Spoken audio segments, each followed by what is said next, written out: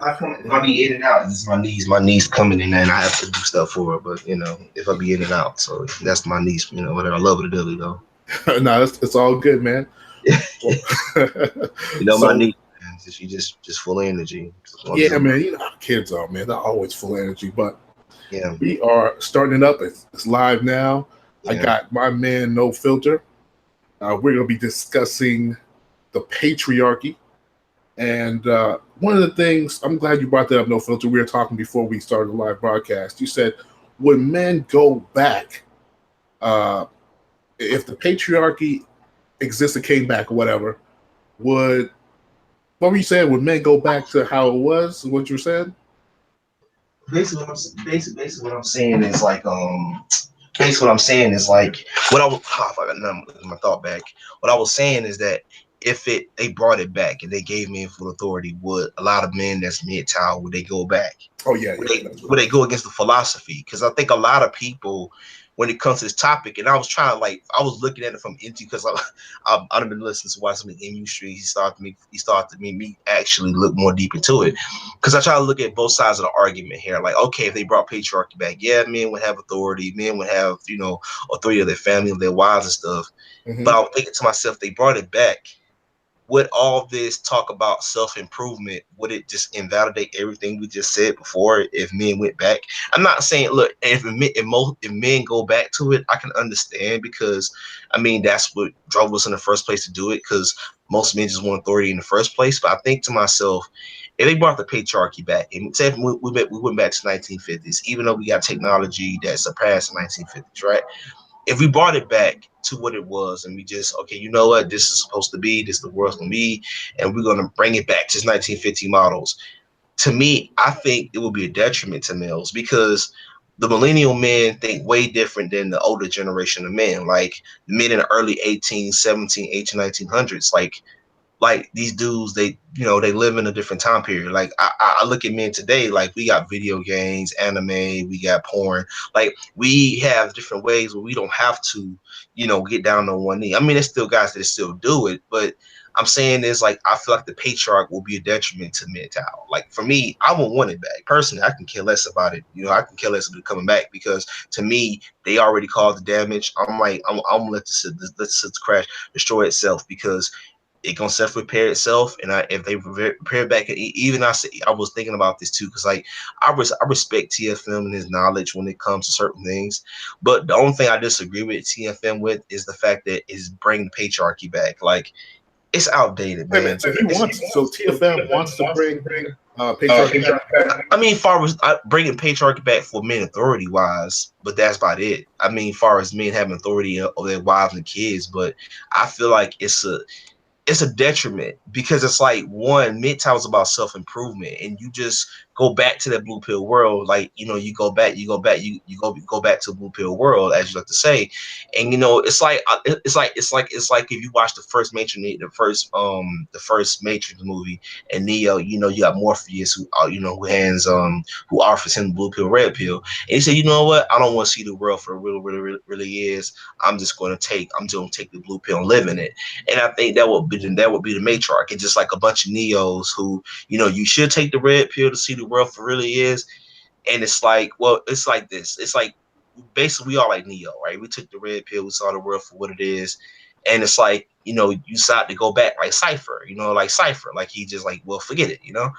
And I was thinking to myself, like, if we brought the patriarchy back, would it be like, would it even benefit men? Like, I mean, it would benefit women in society, yeah, because they'd be disposable, but Well, it just well, be.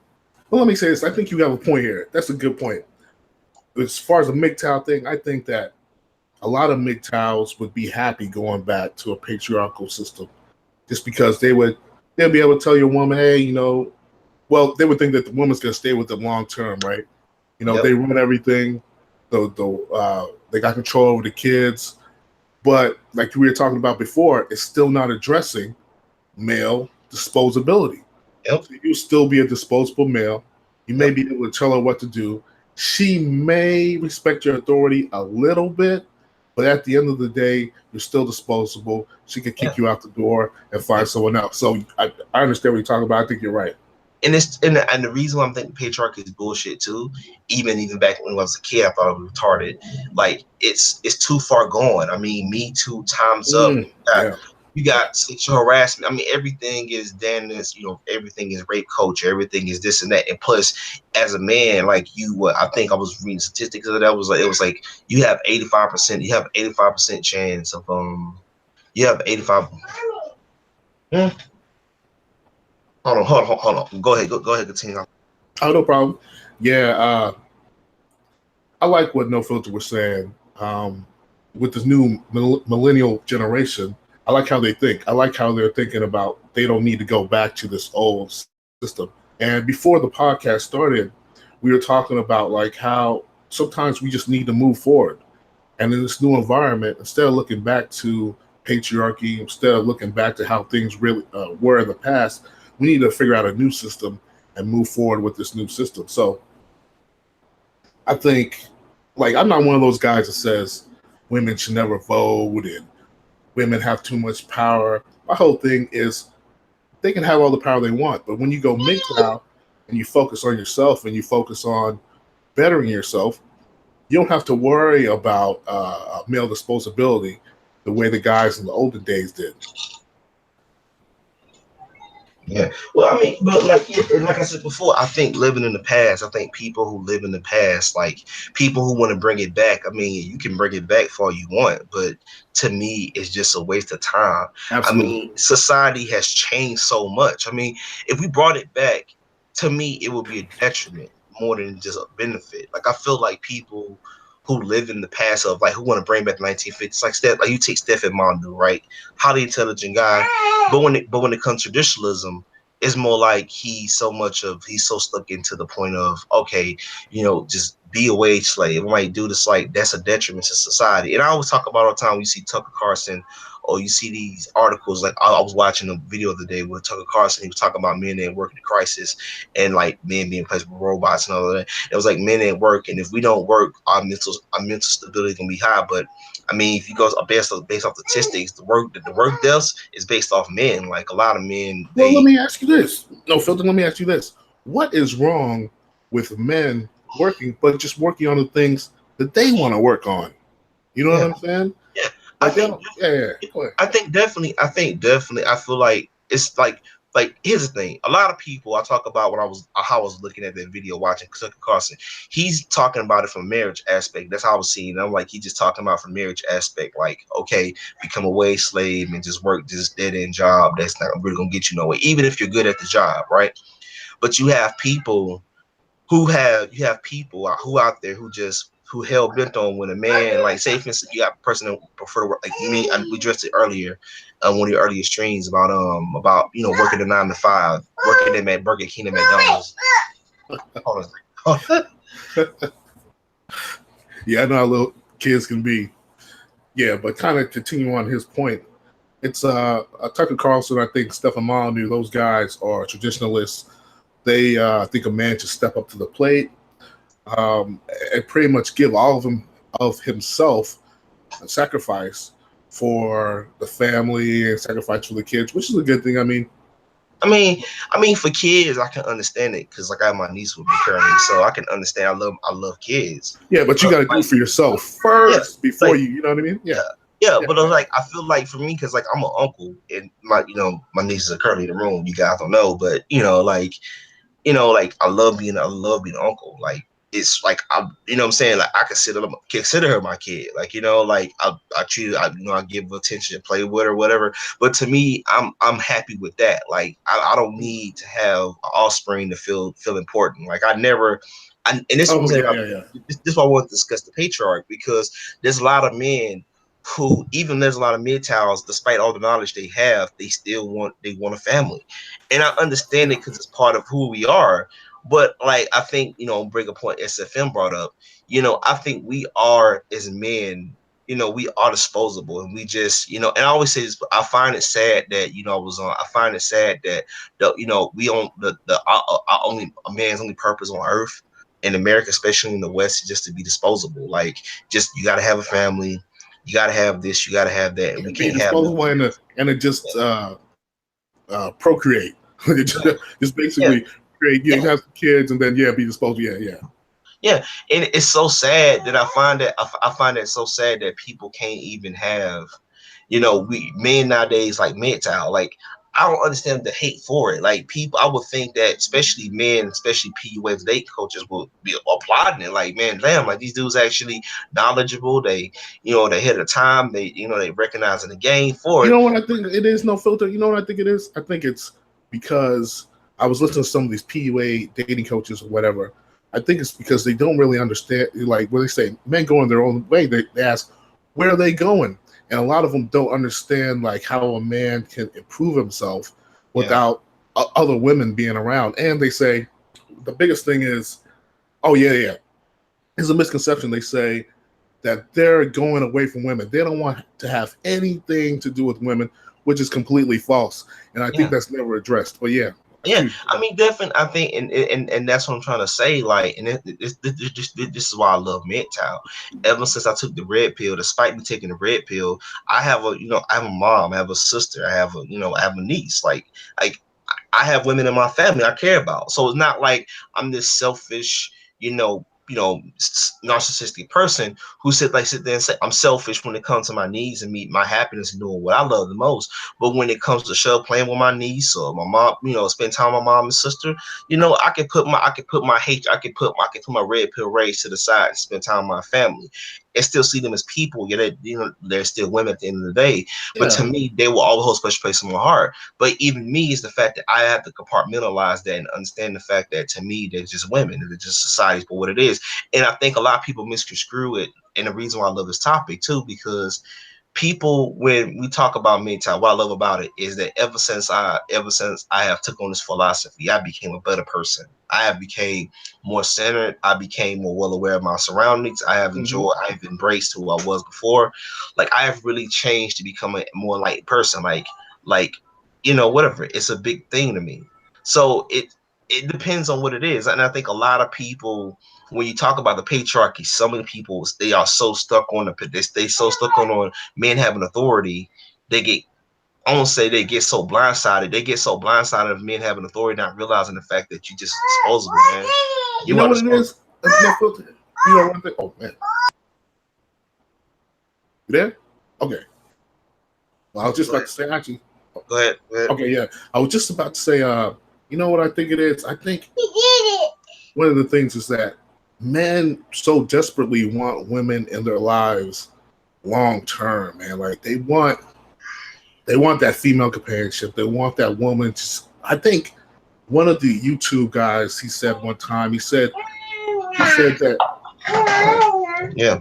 he Yeah. said that he Yeah. said that the man just wants to be good enough for the woman. Yeah. He wants the woman to just be like, look, you as a man, you just good enough for me. And we all know that women aren't like that. They always want something new every Yeah. 2 or so And years. yeah, and it's the same thing with the argument. I'm talking about it all the time. It goes back into the same thing. I like to call it the court jester, where it's like every day, no matter what you could take a girl, you could take a woman out on you could take a woman on a 2 month vacation. Like y'all can go travel to different countries. As soon as you come back from that trip, on that 2 month vacation, going to different countries, or going to places y'all never been, it's always in the third month. Oh, we don't go nowhere.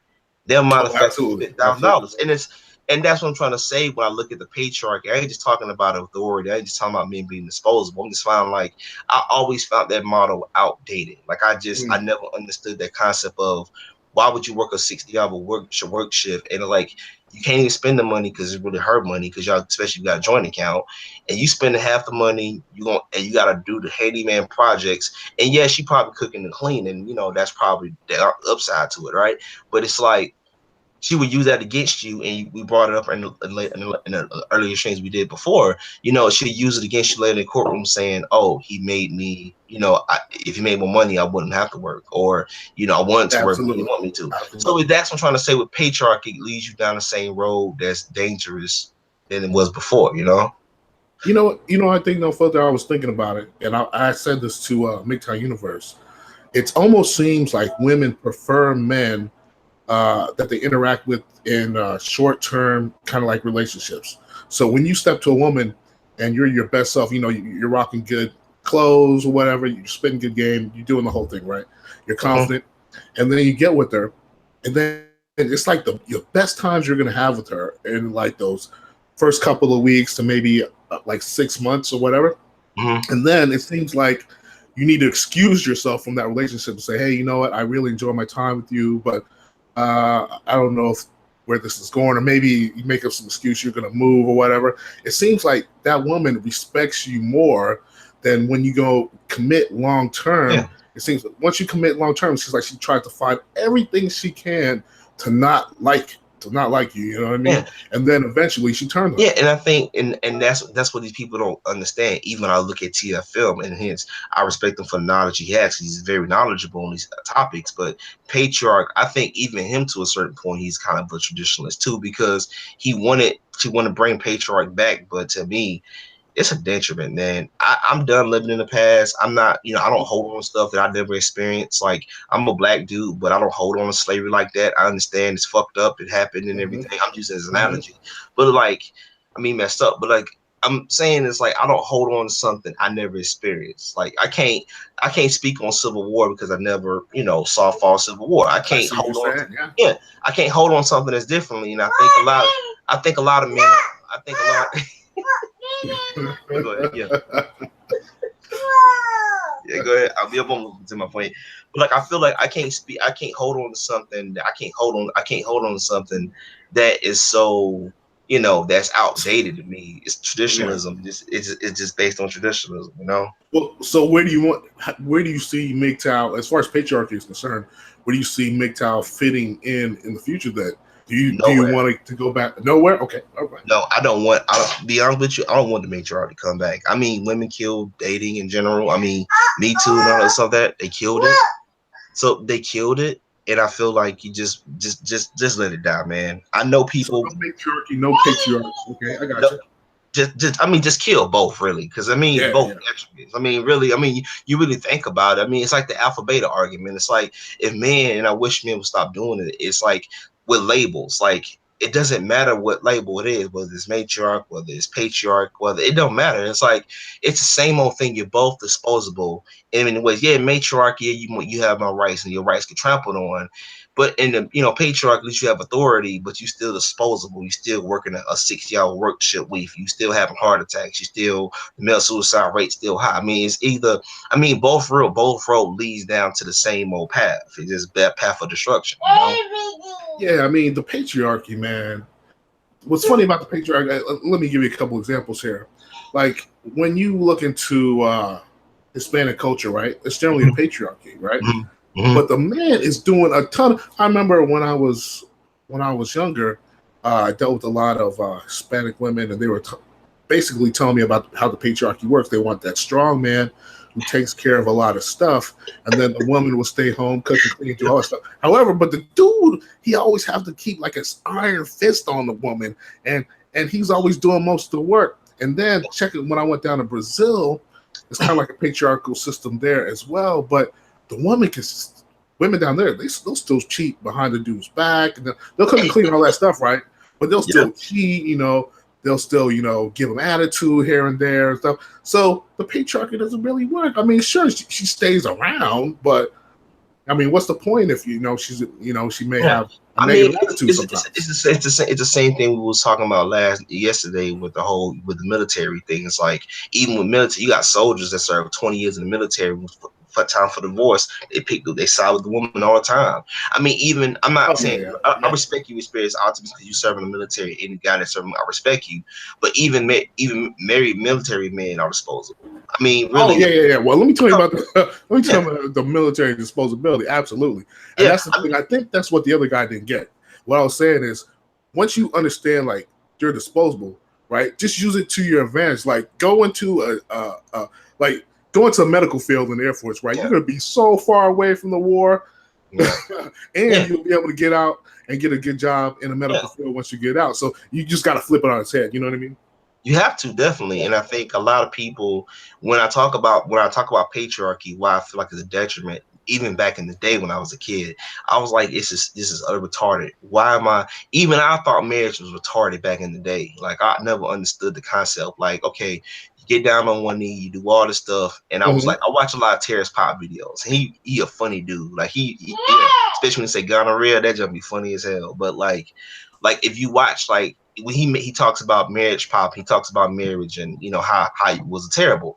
And I feel like you got like a lot of married, you got a lot of guys that was married and they'll tell you don't get married. Like I applaud those guys. Why? Because they're being honest. But I find, you know, I even want to see Tucker Stephen Manu, Jordan Peterson, I see Tucker Carlson, I see all these dudes, they got all this vast knowledge when it comes to other things. When it comes to traditionalism, man, they are so blinded. Like they want to live, and it's like these people, like these, you got these trad cons on the right, they'll tell you get married. They can't give you a valid reason why. To just be like, well, get married. It's like, even though there's a 70-80% chance of you losing half your stuff, they'll tell you, you know what, man, just take the risk. And it's like, um, that's a detriment to somebody's mental health. And like a lot of people, a lot of men never come back from it. A lot of men get divorced. They're like, well, forget it, commit suicide. I had a friend a couple of years Absolutely. ago. I had a friend a couple of years ago. He was married to his wife for like 8 years. Wife left him. He couldn't take it after divorce, lost everything, killed himself. And Wow. I'm like, dude, it's like, wow, man. I'm like, damn, dude. It's like, and seeing it from that experience, because he was calling me. I remember he called me the day before he took his life, and whatever. I kind of knew him personally. I've been knowing him for a couple of years. I won't say personal, but like whatever. And like when I saw it, I was like, wow, man. And he was like, he called me the day before. He was like, man, I regret getting married. It was what it is. Yeah. Well, you know what's funny about that is that I Go think I was reading The Manipulated Man by Esther Vila. Or no. It's not The Manipulated Man. Anyway, it's one of those books. And in the book, I think the author said the natural state of man is slavery. And I never heard that before. And I was thinking about it. And I was thinking about like all the things I thought about and all the things that men seem to do as far as male disposability. And I was thinking it does seem to be true, man. It does seem like we're always trying to put ourselves in a position to where we can be used and abused, essentially. You know, we're always trying to put ourselves like in a family to where we're going to be this ultimate breadwinner that we're supposedly supposed to be respected. There you go. Go ahead. Yeah, we're supposed to be respected, and supposedly society is going to reward us for our disposability, and that's never the case, and that's never been the case throughout history. So I think, I mean, when is it going to be the time where men just sit back and say that we're not going to be uh, slaves to the system anymore? Like, we're going to take I see it. responsibility for ourselves. I think I'm seeing it more in MGTOW. I see it in Yeah, I mid. see it more in MGTOW. Yeah. I see it more in MGTOW, but I think I talked about, which is why I'm bringing the topic because nobody's not talking about it. If they bring it back, and I'm gonna ask guys in the chat, if they brought the patriarchy back, would you go back? Because that's the question that nobody wants to answer. If they brought it back, like would you actually go back to that same world that you left because it was so gown centric? And that's what I mean by that's the question that nobody seems to answer. And to me, because I'm a monk, so I can I'm done. I've never, I always found dating is boring anyway. So for me, it's like I never really going back to that world anyway. But I understand for a dude that's conflicted, that's purple pill, he would easily go back because that's what he wants. Like it's the whole ideal of just being disposable, but you're still disposable, but you just have some type of authority. But eventually, it will eventually go back to the matriarch. So it's like, I mean, really, Yeah, I mean, eventually always ends up back in the matriarchy. Yeah. yeah. So it's like, and that's what I'm saying. Like it's so different. It's so different. I just think to me it's outdated. It's been outdated, man. To me, I don't want it to come back. Never wanted to come back. I understand why people wanted to bring it come back with authority. That's the only thing I would want it to come back for that reason. But besides all that, the whole wife and kid thing But is outdated, man. It's going. what do your friends think that around the same age as you? What do they think? Well, they say I'm a anarchist because I just want to. They was asking me about the Oh, They that's what was they say asking about you?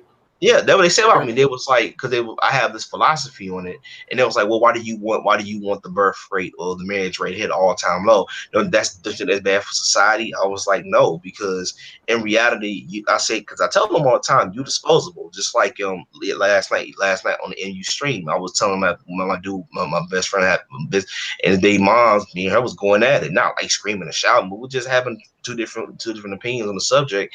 And I was like, he's just disposable. Like, he's a disposable utility. He just don't know it yet. Like, I mean, he's going through the baby emotions and everything, but take that baby outside of the conversation, you still disposable and you just don't know it. Like, it to me, I just always found that mentality just destructible to So men. then the rest of your friends, so you don't have any more friends that thinks the way you do? No, it's Oh I'm wow. the only dude that, and that's I'm the only dude that think like this. So that's what I'm trying to say. People call me an anarchist, saying that I'm crazy for wanting to just.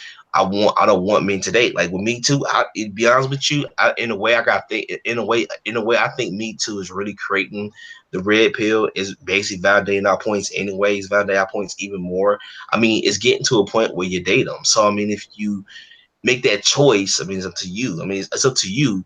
But to me, in a way, I got to think Me Too. It's like I was thinking about when I was thinking about patriarchy.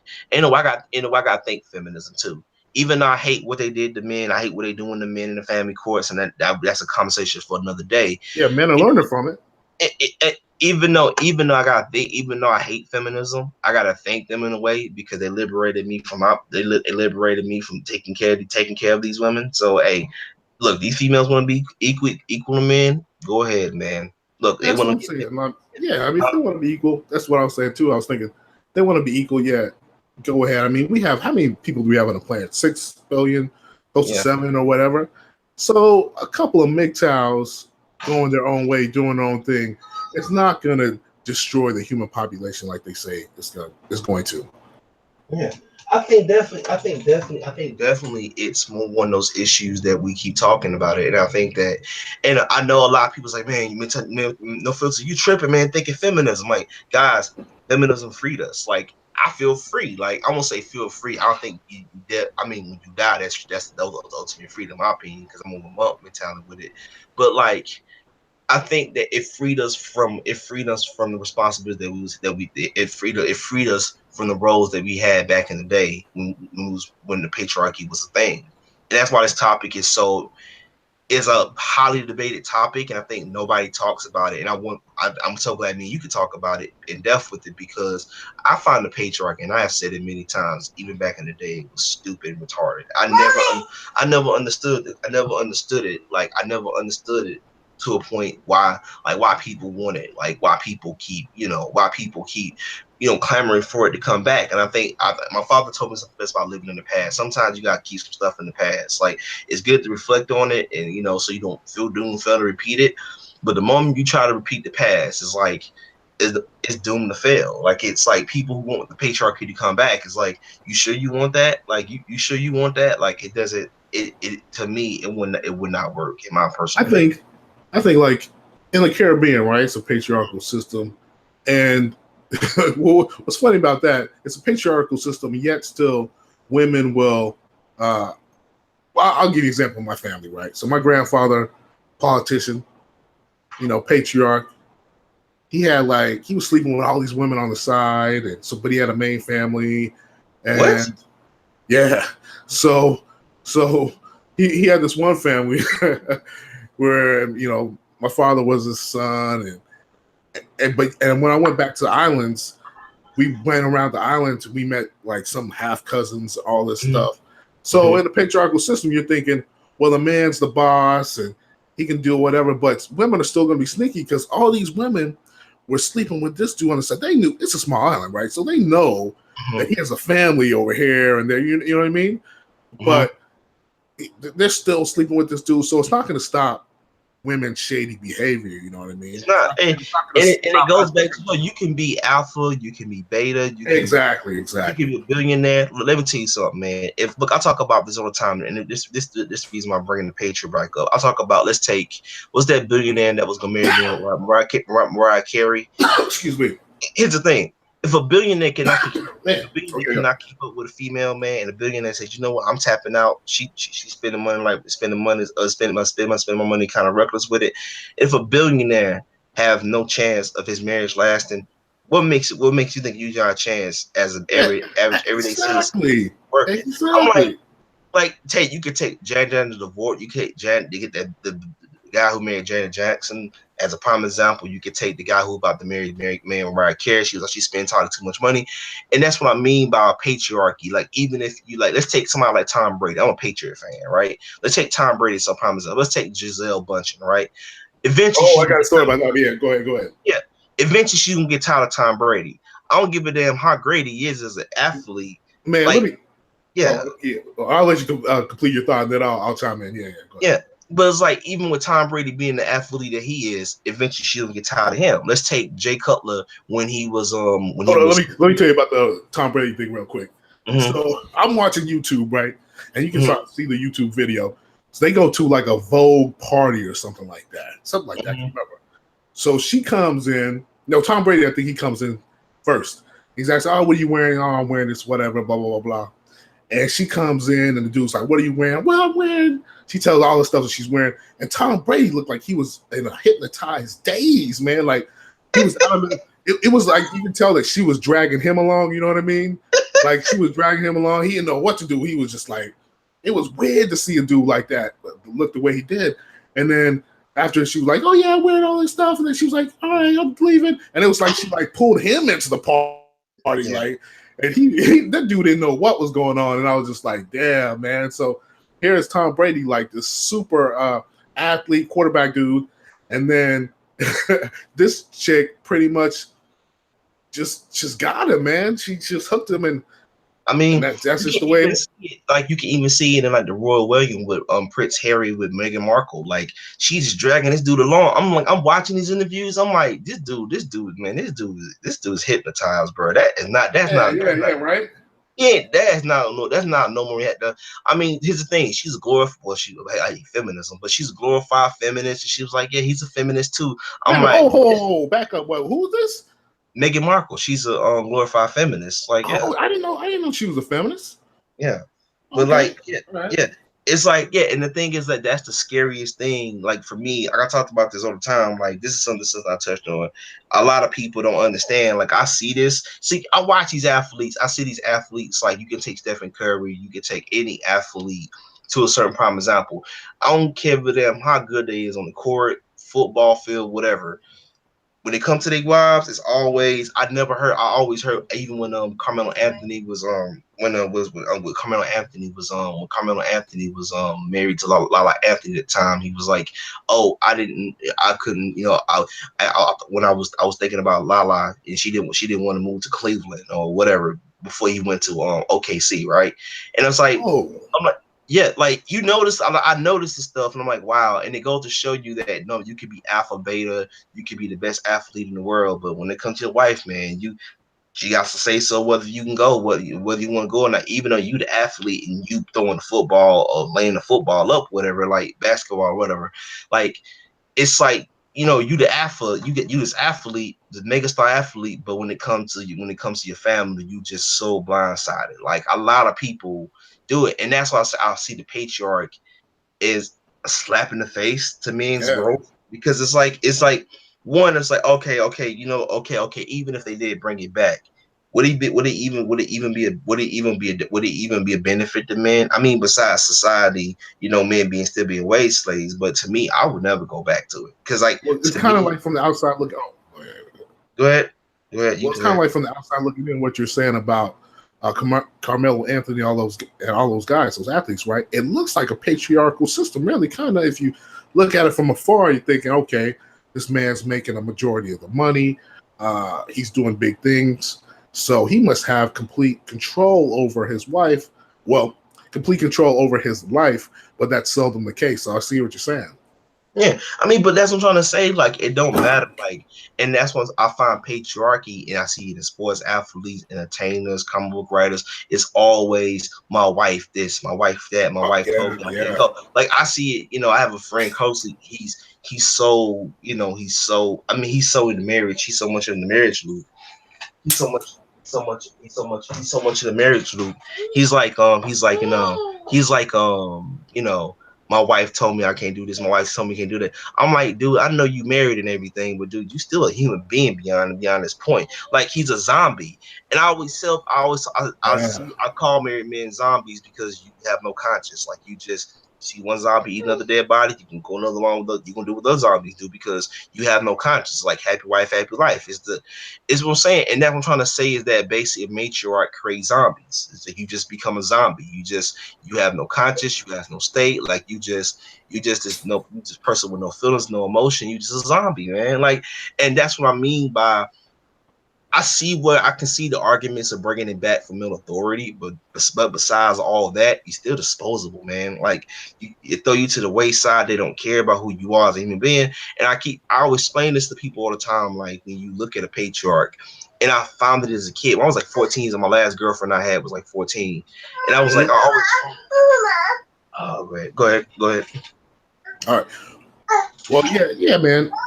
One of the things, actually, let me tell you a story. There was this guy. He got married. I asked him like, what do you think about your wife? Like, why do you like your wife? And he was like, you know what? She completes me. And right then I was like, oh, this is bad. This is the bad side. But then uh, he went on to talk about like his how they live, and I guess every month she allows him a $50 allowance, so he can What? only spend. Yeah, it was so crazy, like $50. So then he saw. Oh, damn! This is what happened. We were talking about buying new gifts or something. He wanted this new 70-inch TV, And this guy, he doesn't spend a lot of money, right? Like, so he was Uh, just gonna get a new 70-inch TV, and that's when he was like, "Yeah, but I can't because my wife has me on this $50 allowance." So I was like, "What?" I thought he was joking.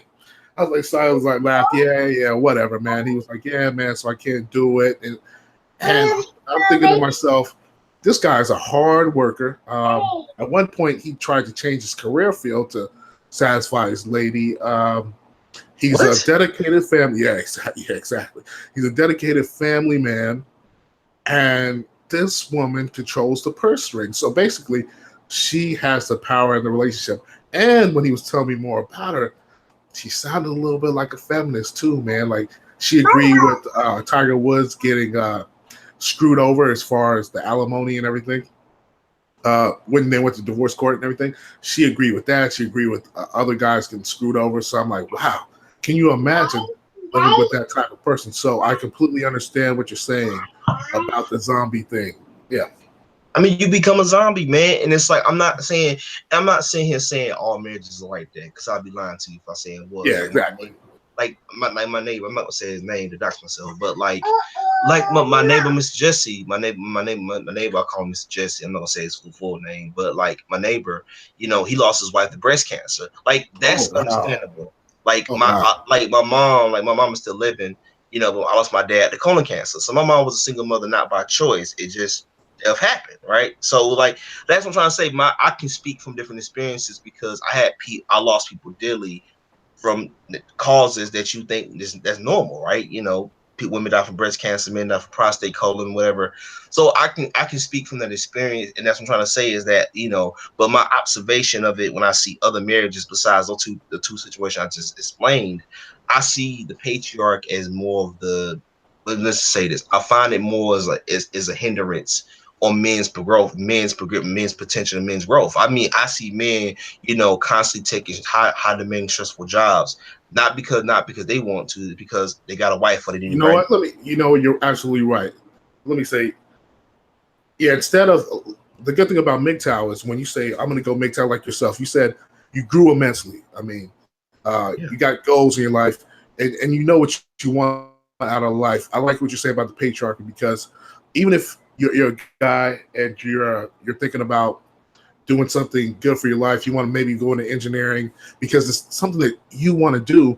As a patriarch, sometimes you feel like, well, I'm going to go ahead and start this family. I'm going to go ahead and work 70 hours a week, and I'm going to sacrifice. I'm not going to do what I want to do. So, yeah, you don't come out ahead as a man. You're like, you screw yourself over because you want to have some woman around you long term, and someone so people can say that, hey, look at that guy, he's a good sacrificial lamb. Go ahead. Go ahead. Oh, Yeah. so he's still taking care of his niece. But Yeah. yeah. So I totally get what you're talking about, man. Like, Yeah. and the thing is, Yeah. I was listening to the book as far as the alpha thing you're talking about. Mm-hmm. Book of Alpharonomy. This dude has a lot of good information. He actually did an interview with Black Ram 313 yesterday, so I think all you guys should check that out. But when he talks about that alpha thing, man, you got to be alpha, alpha, alpha, alpha. And like I said, like the alpha Crap. thing, alpha or beta, either way, you're still gonna be True. disposable. But the It's alpha just- thing, I mean, the girls come on, they like the alpha dude, but it only works short term, man, because they even get sick of the alpha. They always get sick of the alpha. So I mean, because it's like, here's the thing. When I knew marriages was crap. I mean, I always knew marriages was terrible. When the dude was dating Mariah Carey, he was like, I can't afford her, bro. He's a billionaire, worth 30 billion. Mm-hmm. Well, yeah, absolutely. I mean, there was this other guy who was a Russian dude, and man, he made billions from oil in Russia. And this woman, because I don't know how he made billions, he probably screwed over a lot of dudes in the process of making these billions. But then here comes a woman, and she takes him for I don't know how many millions. It may have even been $1 billion at this point. I can't remember. But she took so much money off of this dude. So my whole thing is, what's the point of working so hard, doing all these business deals, flying all over the world, and then losing all that money, all that equity to someone who never really had your back? Yeah, I mean, definitely. I think definitely, it's a different mentality, and I think that what's so destructive behind it is, what's so.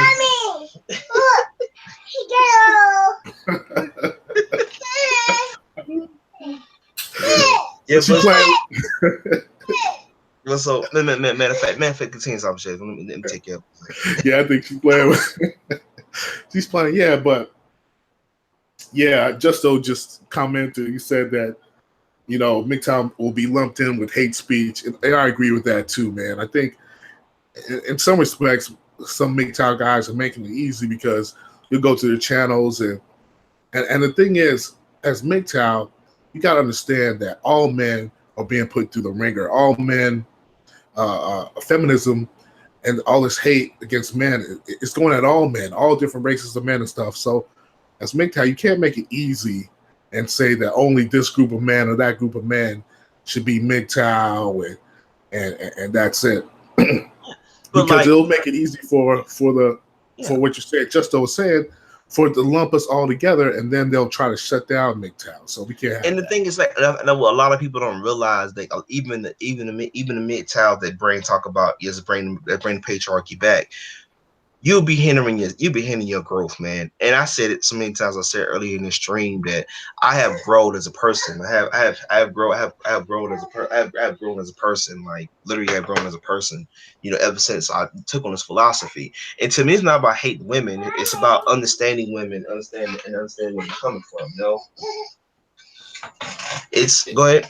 Yeah. Women. I mean, once you understand women.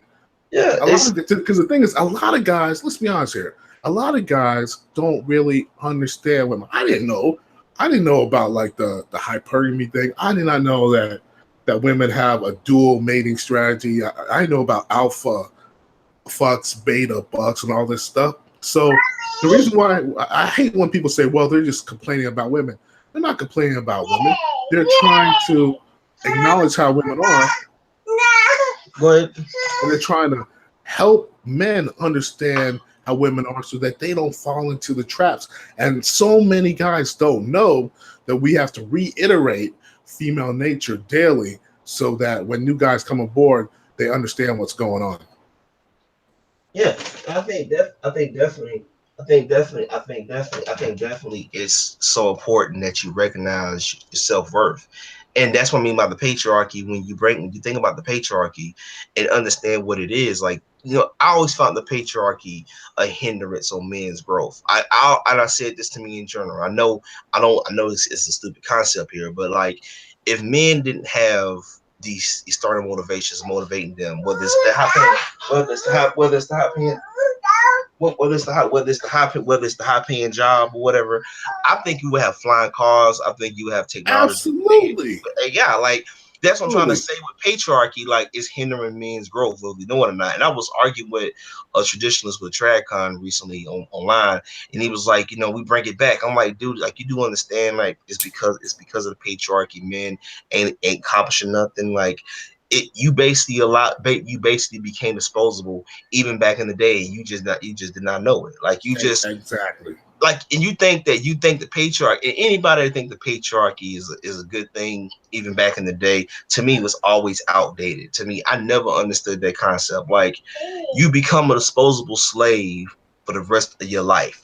You ain't a human being, you ain't emotion. I've always said this, but what patriarchy, you're just a soldier fighting a war. You can lose a leg, you can lose a limb, you can have all your limbs attacked, you come back PTSD. It's like they don't even care. Like, and that's what I Right. mean by, it's like, why should a person become a sacrificial lamb to a system that has proven time and time again, that they don't like them? Like, I never understood that concept. That's always was always weary, in my opinion, man. Well, the thing, I think it's Homer's Odyssey, right? Homer's Odyssey is the one where the guy, uh, he sees the sirens right as he's traveling home. I think that's it. I think anyway. So Homer's Odyssey, right? So, and someone could correct me if I'm wrong, if that's not true. But when Homer's sailing home, he see so many men like Go ahead. so many men like crashed and died on the shores when they listened to the sirens. When they came on their little boat, they passed the sirens. The sirens sounded, I can't remember if, I know they sounded beautiful. I'm not sure if they looked beautiful too. But anyway, guys would swim out to try to see the sirens, and then they would crash their boats. I think the way, I think that's an analogy for the way men are supposed to be in life.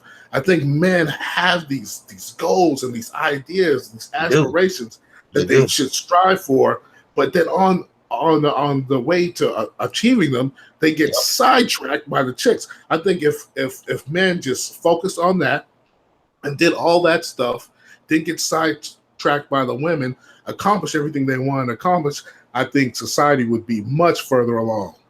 And it's like, And I think we wouldn't have and so much division yeah, amongst men either. Anyway, yeah, yeah. and even for me, because even and for me, and to me, it's not. I don't even hate women. Like, I'm not even taking my anger out on women. Like, they're just part of the system. They not constitutional. They just basically how they practice hypergamy. It's like women being hypergamists. You can't get mad at them. It's just part of their nature.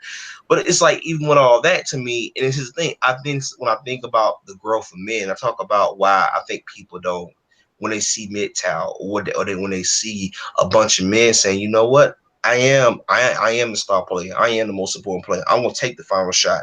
I'm not gonna pass to somebody else. I'm gonna take the final shot. I'm gonna prove myself. When they see male improvement, and I think I have my theory on why people hate it now. And I was really thinking about this topic because I was writing some thoughts down. I was thinking discuss topic when Well, why do you think people hate it? huh? What do you think Huh? people hate male improvement?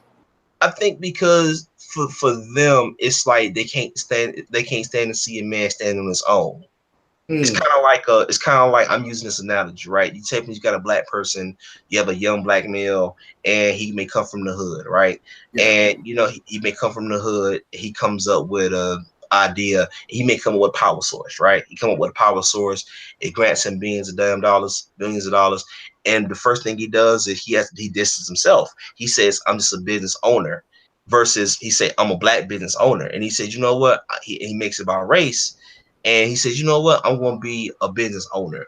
And black folks turn to him saying, oh, you sold out because you distance yourself from the community. But here's the thing: he made it off merit.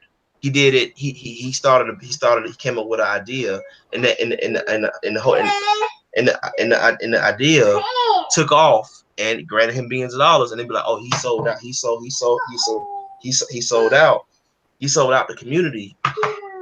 And that's what I mean by self-improvement. Like, you can't, people don't want you to make it on your own because making it on your own means actually saying you have to do it off merit. And I think a lot of men are scared to dig deep inside, look themselves in the mirror, and fight their inner reflection, saying to yourself, like, look, Man, I you am, I am more important than anybody else. Like me, I tell myself that every day. Like people don't like that. Like I tell my friend, I'm selfish, and I can admit it. But and when I was younger, I could not admit it because I was not in that comfortable space to solely admit it. Like, look, I like being alone. Like people may find that yeah, weird. right. People may find that as alone, but it's like when a man says he's an isolate. You could take monks that live in a monastery for years. Like they sustain them, and it's not just made to probably sustain them from sex. But look at monks that live in monasteries. They cut themselves off from the world. And I think that when people, it's like when you bring up the monk culture, well, it's not just midtown monks, but the monk culture. People look at the monk culture and be like, those guys are crazy for just leaving the world like that. But when you look at the documentaries, they're more at peace than anything else. When they die, they're at peace with it versus Yeah. somebody that work a 6 hour job, a Let me 6 hour add a week. little bit to what you're saying there. Sorry, but let me cut you off. But let me add a little bit to what you're saying with the men and improvement. It seems that a lot of guys, rather than improving themselves, they'll get a family, they'll get a wife, they'll get other things that they need to focus on in order to stop themselves from actually growing. So they'll always have an excuse. It's like, you know what? Because I met so many guys that said, I would travel the world, but I got this wife, man. Yeah. She doesn't allow me to. I would write that book, but my kids, man. I got to take care of my kids. So Yep. you always hear those excuses. Yeah. So I hear what you said. Yeah, and I see it to me, and it's not me in fault. I understand because that's what was programmed ever since we was kids. You hear so many men say, "I got to take care of my wife and kid," and I always found there's a slap in the face with kids because I'm watching my niece currently. But like even with that, like with kids, I can understand because they innocent, they got they body full of energy. With kids, it makes sense because they can't protect themselves or provide for themselves. But as an adult, like as a wife or fiance or girlfriend, whatever, like Why'd they she's a have grown those kids adult. in the first place if they Yeah, knew they wanted to write the book? yeah. Oh yeah, go ahead. Yeah. So, but like what I'm saying is like I think a lot of people when they see male improvement or when they see a guy that says what I'm the star player. I'm focusing on me and my goals. People consider that selfish and they be like, and it's like you making money and it like they was asking me, my friends was asking me that like if you won the lottery, they said if your I was ill, and they said if you won the lottery for after the lottery was turned like 521 million and you won it. And they said, what would you do? I was like, well, I launched a comic book company and I got a lot of goals. I want to travel the world, abroad, learn different languages, whatever, like get cultured. And he says, so like no wife, no kid. It's like, no, I'm just gonna use my money, Okay, probably, right. help out men, help out homeless veterans, build homeless shelters for guys, and just really just speak on men's issues. And it was like, why are you so when we ask you about men's issues, you so passionate about men's issues because there's not too many guys out there who will speak on men's issues. Like me, I'm not an MRA. I ain't trying to change the world, but like I want men's issues to be addressed in a way that not in an intelligent way, not like in a in a crazy in a different way, but like see men's issues be addressed and not just be ignored because a couple people emotional fifis got hurt because whatever. And I was telling them to me, I was like, one, I just use the money to travel the world, become broader. You don't want to get wife and kid? I was like, no. I say, why would I win the lottery, get married, and then lose half my fortune to that? So, I mean, I got my reasons why, but I think male improvement is scary to society because they do Wait, not want men at all be to suffer. another thing though, no filter. Because I was thinking about Super G actually mentioned something else. But anyway, uh, men when they see another man improving, they're always in competition for like women, right? They're always trying to wipe out other men so that Yeah, they can have the most amount of women, even though it will be detrimental to them in the long run. They're always trying to say, well, if I can get rid of this group of men, or if I can stop No Filter from bettering himself, because they know that if you better yourself, most likely you end up making more money. You're going to be more well traveled, right? You're going to be more mature, and then that'll probably give you access to more women. They're like, nah, man, we can't have that. So they'll always try to cut you down. yeah. And the thing is, a lot of people you see, I see a lot of men today. I see a lot of men today.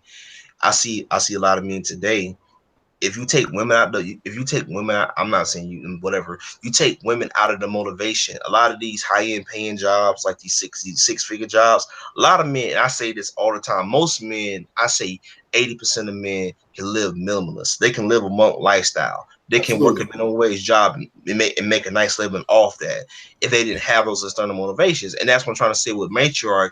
You just become a wage slave. You see so many men sit there and say, you know what, man, this job stressing me out or whatever. But because they got a wife and kid, they have to be considerate of it. Well, I got to get the better paying job. I remember a couple years ago, it was PragerU, and he did a video. Married men get better, what earn more. Of That course, was nonsense. That yeah, video. Anyway. yeah, yeah. And even when that video, I was just laughing. I'm laughing at that video. I'm like, really, dude? I'm like, really, like, really? I'm like, really? I'm like, of course they get paid more because the company they can work them overtime Yeah, versus they're single working guy. their ass off. Of course they're gonna get paid more. Yeah. So it's like you look at it and he's working for the wrong reasons versus the guy that's self-improvement. Like I watch a lot of Sunrise Hoodie, I love his content. And Sunrise City, just brings up a good point. He's about, when you living in a blueprint, not blueprint world, when you're living in a world where, being disposable is part of what it is. And then you see a bunch of males, whether it's online or offline, you see a lot of men ghosting in plain sight, or a lot of guys go midtown monk or just go monk, or they still pumping up. I don't know why, but that's conversation for another day. When you see men, when you see these men saying, you know what, I'm forgoing these ageless traditions of being disposable, people got a problem with that. And and I find the reason why I love this topic too, because you hear women all the time, you hear, especially in the Black community, go to college, get a degree, but they tell the man, find a nice wife and get married. You notice that, right? Like, even Absolutely. even when you was a kid, like I noticed that, like my parents told me that, and I'm like, why would they tell me this? Like, and like, cause I was always thinking for myself, so I always had thoughts. Even when I was a kid, I was like, why would I do that? That makes no sense. Like, what's going into it? But you notice it, like you see it all the time. A guy 21 years old, they ain't even asking about to get the job. Oh, get this high paying job so you can get the girl. But when the girl go to college, it's always get this job so you can invest in your career. So it's a double standard for society, how they view men that's single versus women being single. So that's why I'm saying the patriarchy is a detriment. And I feel like people just, and I'm not saying, look, if you want to believe in a patriarch, I'm not here to tell you what you should not believe. I don't want to cult follow with this, man. But to me, I think patriarch is a very detriment to men's health, men's growth. We don't really achieve nothing. I mean, here's the thing: patriarch, yeah, there was very few divorces, but still, like, yeah, but the suicide rate was still high. I mean, men still work themselves Which to I waste. think it is. I think it is because we don't have anything to substitute for patriarchy or matriarchy. You know what I mean? So people are like, well, we don't have any substitutes, so I guess we'll just do what we did in the past. So, so what would your ideal world look like? This the only way. This the only way. This the only way I'll bring the patriarchy back. I say, to me, is No, no. we. If you couldn't bring the patriarchy back, what Yeah, would your ideal world look like? my ideal world would be like, it's make marriage obsolete, Okay, birth okay. rate birth rate all time low, and men just do it. Men be single free as ever, and men can do what they want to be. Now, but the scary part to that world is the batch attacks. I mean, because the marriage rate in America is like low as an all time low. The birth rate is at an all time low, Mhm. and people, you see these articles every day coming out saying, but to speak in my hypothetical world, that would be my hypothetical world. But it's not like apocalyptic. But to me, I think men will be liberated and free from these moral obligations or society expectations and just live life for you, man. I mean, if you want to call you selfish, everybody is selfish. Experience optimism, you're selfish, but there's nothing wrong. I was going on just one of the comment. I think it was on the feature Midtown, one of the guys, Midtown Savior. I got the guy name. He was like selfish, is Oh yeah, where he my brother. said you talking And about he, when he said yeah, that and was I'm gonna address that comment it was too. stupid or something? Okay, yeah. Yeah, yeah. He was like, we should all help our brothers. I agree 100%. But how can you can't help somebody if you can't help yourself? Well, here's the thing: Yeah, we weren't saying not to help our brothers. No, that's not what we were saying.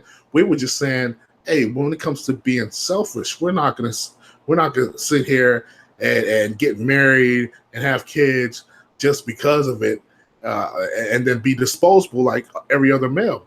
We're saying that we're going to focus on ourselves, Yeah. be the best MGTOW men that we can be, so that we can turn around and help other MGTOW brothers that need help.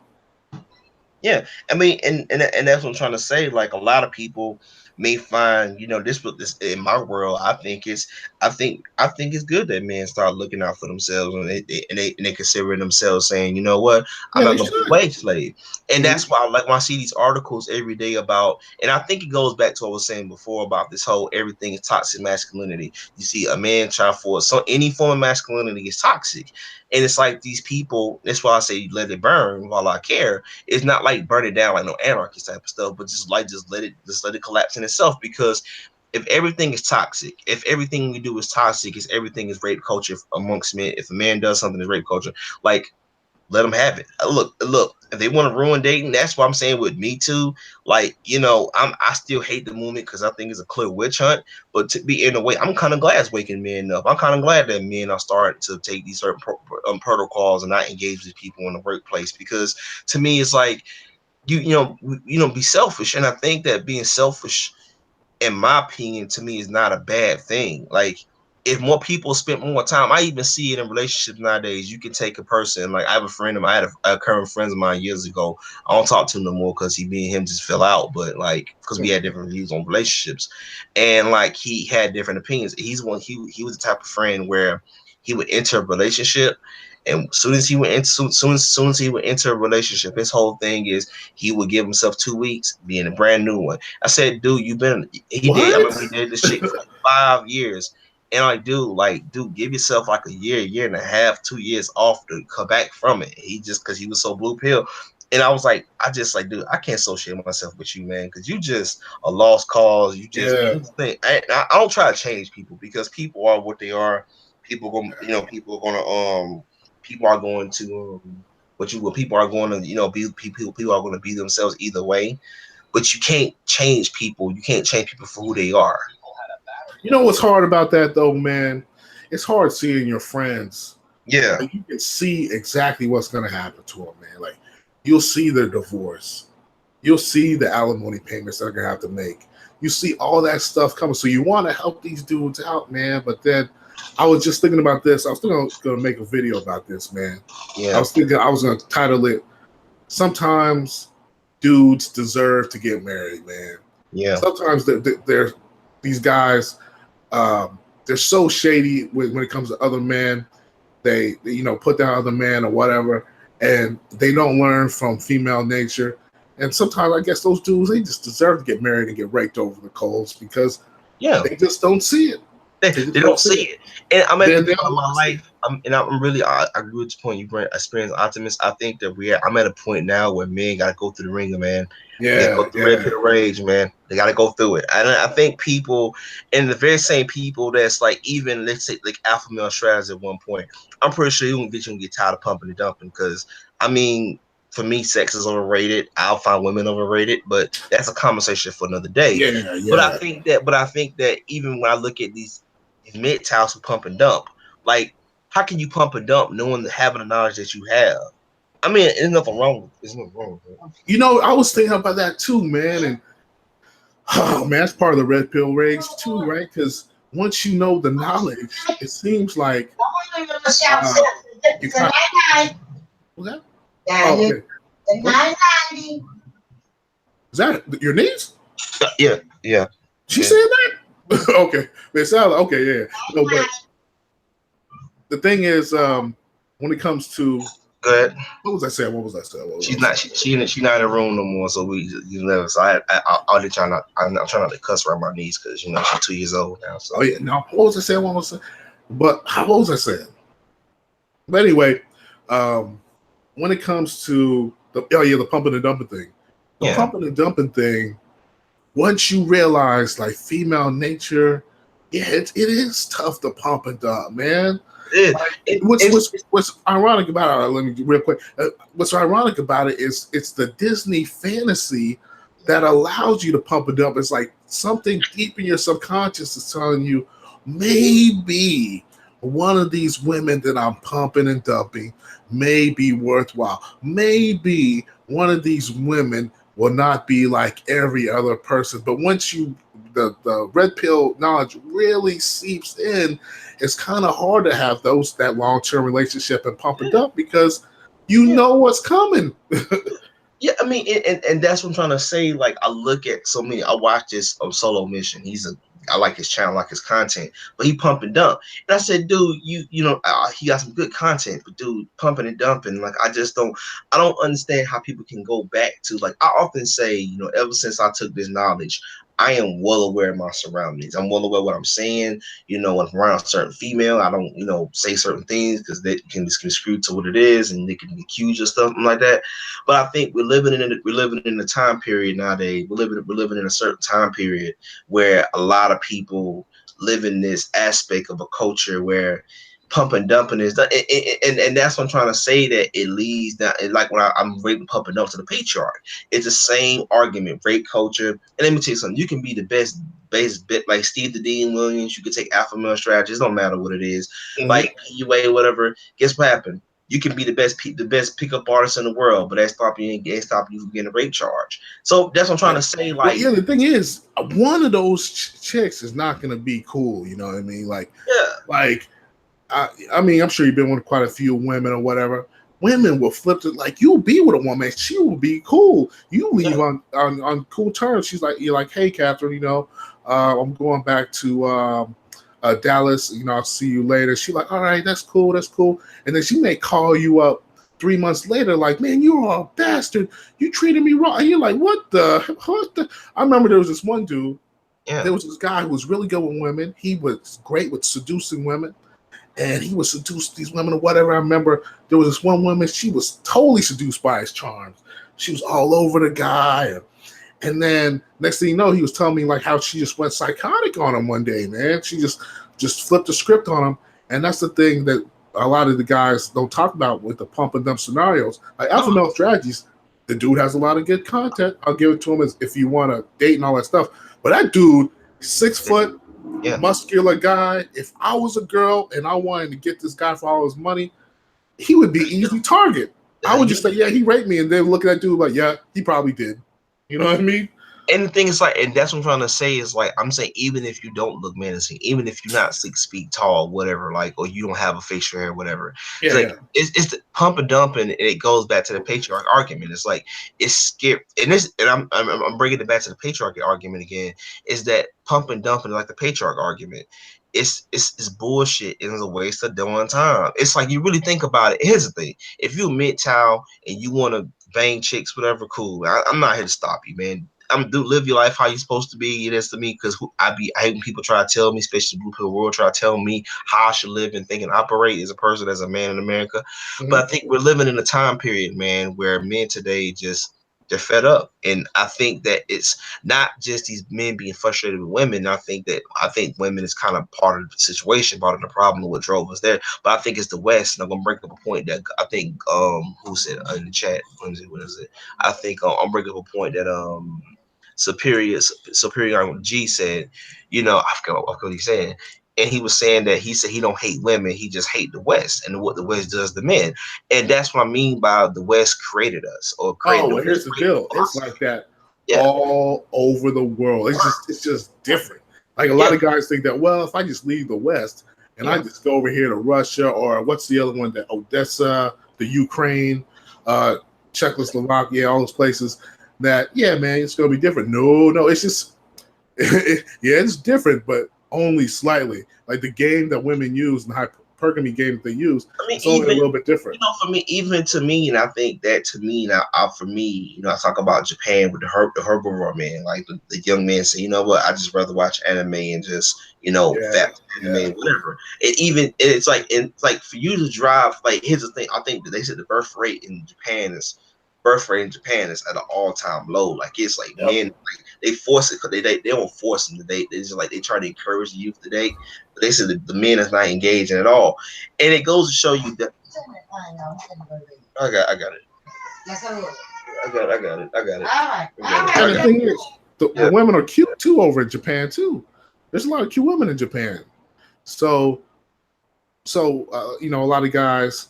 The fact that a lot of guys are not having dating the Japanese women over there and deciding that they're just going to watch anime and they're not going to work those 70-hour work weeks. Yeah, That's traditional in Japanese culture.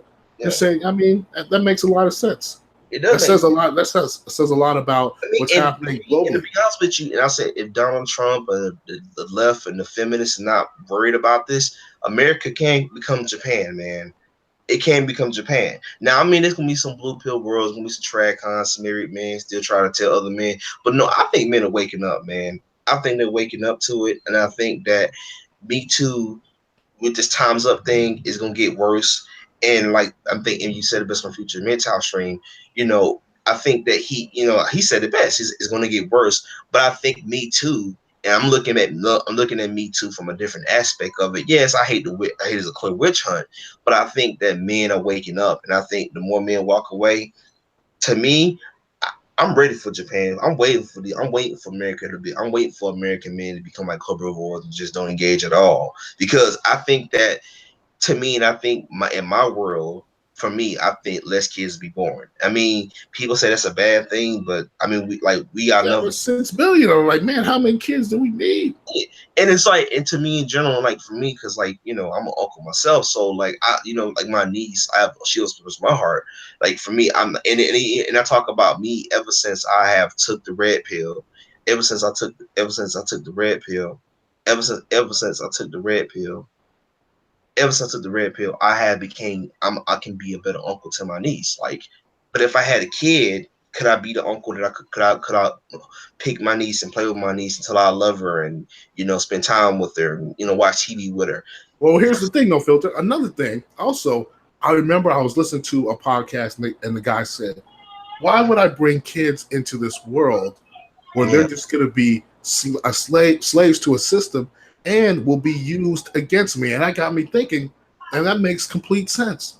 yeah, A lot of the kids that are brought into this world, they don't care about. I mean, they didn't have they didn't say they wanted to be born or whatever. I look back at kids in group homes and stuff like that. They have a hard time. They didn't say they wanted to be born to this world. So now they're born to this world. They become the next wage slave, right? They become the next feminist. They become the next guy who's just working 70 hours a week to feed the system that doesn't care anything about them. I must be taking care of his niece. But yeah, like Justo said, this is a universal problem, and this is very true. A lot of guys have this misconception that it's only in America, Australia, Canada, places like that, where feminism is taking hold. But I traveled all around the world, man. There's guys in Pakistan, India complaining about what's going on. There's guys in Thailand complaining about what's going on in the Philippines uh-huh. and Malaysia. All these places complaining in South America and Brazil. And all these places complaining about what's going on with women. Uh-huh. So yeah, it's definitely a universal problem. I mean, it's a universal problem, and I think that the self corrected problem is don't make men disposable to it. Like, and I think that you even see. I remember when the Me Too, when I think Me Too Times Up was hitting America, and this don't piss me off because I'm like I hate to see boys get indoctrinated with this mentality because I saw it with I think with the special, and they had the mothers in the hidden room, and they put the 5 or 6 teenage girls in there, and it's sitting there like respect women and open doors and all this other good stuff. I'm like, y'all just send them boys out to get slaughtered, man. And then the boys wake up to get older. They're gonna become the assholes of the universe. They start to treat women like shit because they realize all that nice shit, treat women nice ain't gonna work.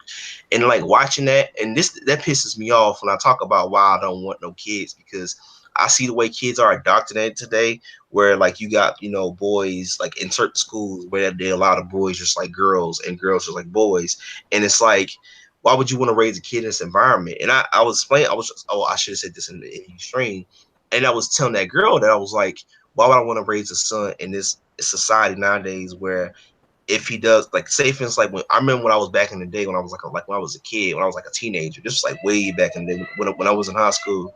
I used to get bullied a lot, and my dad was alive. This goes to show you people, you actually have a father lifetime, you can tell a huge difference. And I used to get bullied a lot. My dad used to tell me I used to get my ass kicked a lot. I would come home one day. It was like when the Walkman first came out. This is way back in the day, guys. Oh man, Yeah, whoa. yeah. Yeah, Wait, Walkman wait, wait, wait, wait, with the cassette tape or the CD? CD. Oh, okay. Yeah, yeah, yeah. And like I remember, like 14 years, I easily had to be like 14. My dad brought me this Walkman, $300. It was mad expensive, bro. Oh, It's you like, got that one. Okay, yeah, I don't know which one you're talking about. Yeah.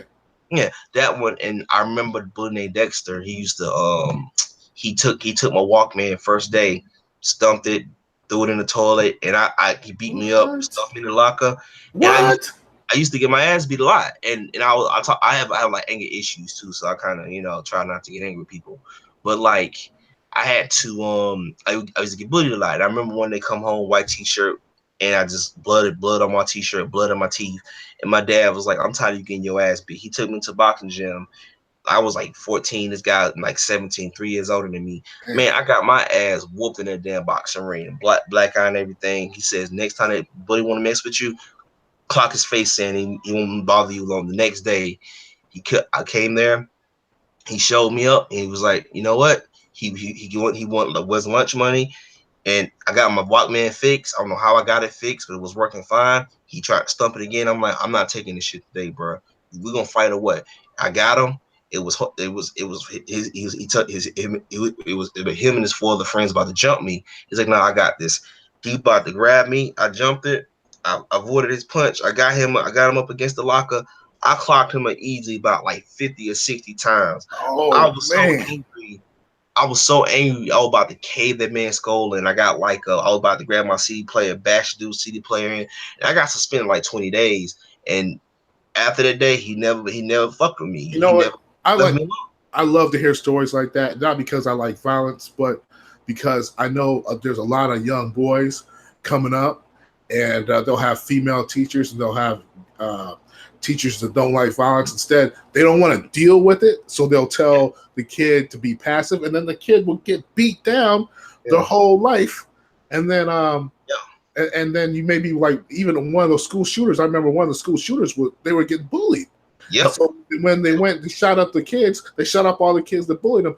And so I think it's always good to teach guys, especially young boys, how to protect themselves so yeah. they And don't become over it goes with my feminized. Yeah, and yeah. I call it. I definitely want to. I cut you off like that, Oh, no, that's but all right. yeah, but it's like and I talk about the pussification of men. Like these boys are pussy today, man. Like skinny jeans, they Oh, wear they yeah. shoes and stuff. Like I remember when I was like younger, like I was not into fashion. Like I was kind of like into like all kinds of stuff when I was like a teenager, even when I was a kid. I was into action figures and stuff like that. But my dad did a lot of man shit. Like my dad would like he built the extra. We had a 3 bedroom house. He added a bedroom. He laid down concrete.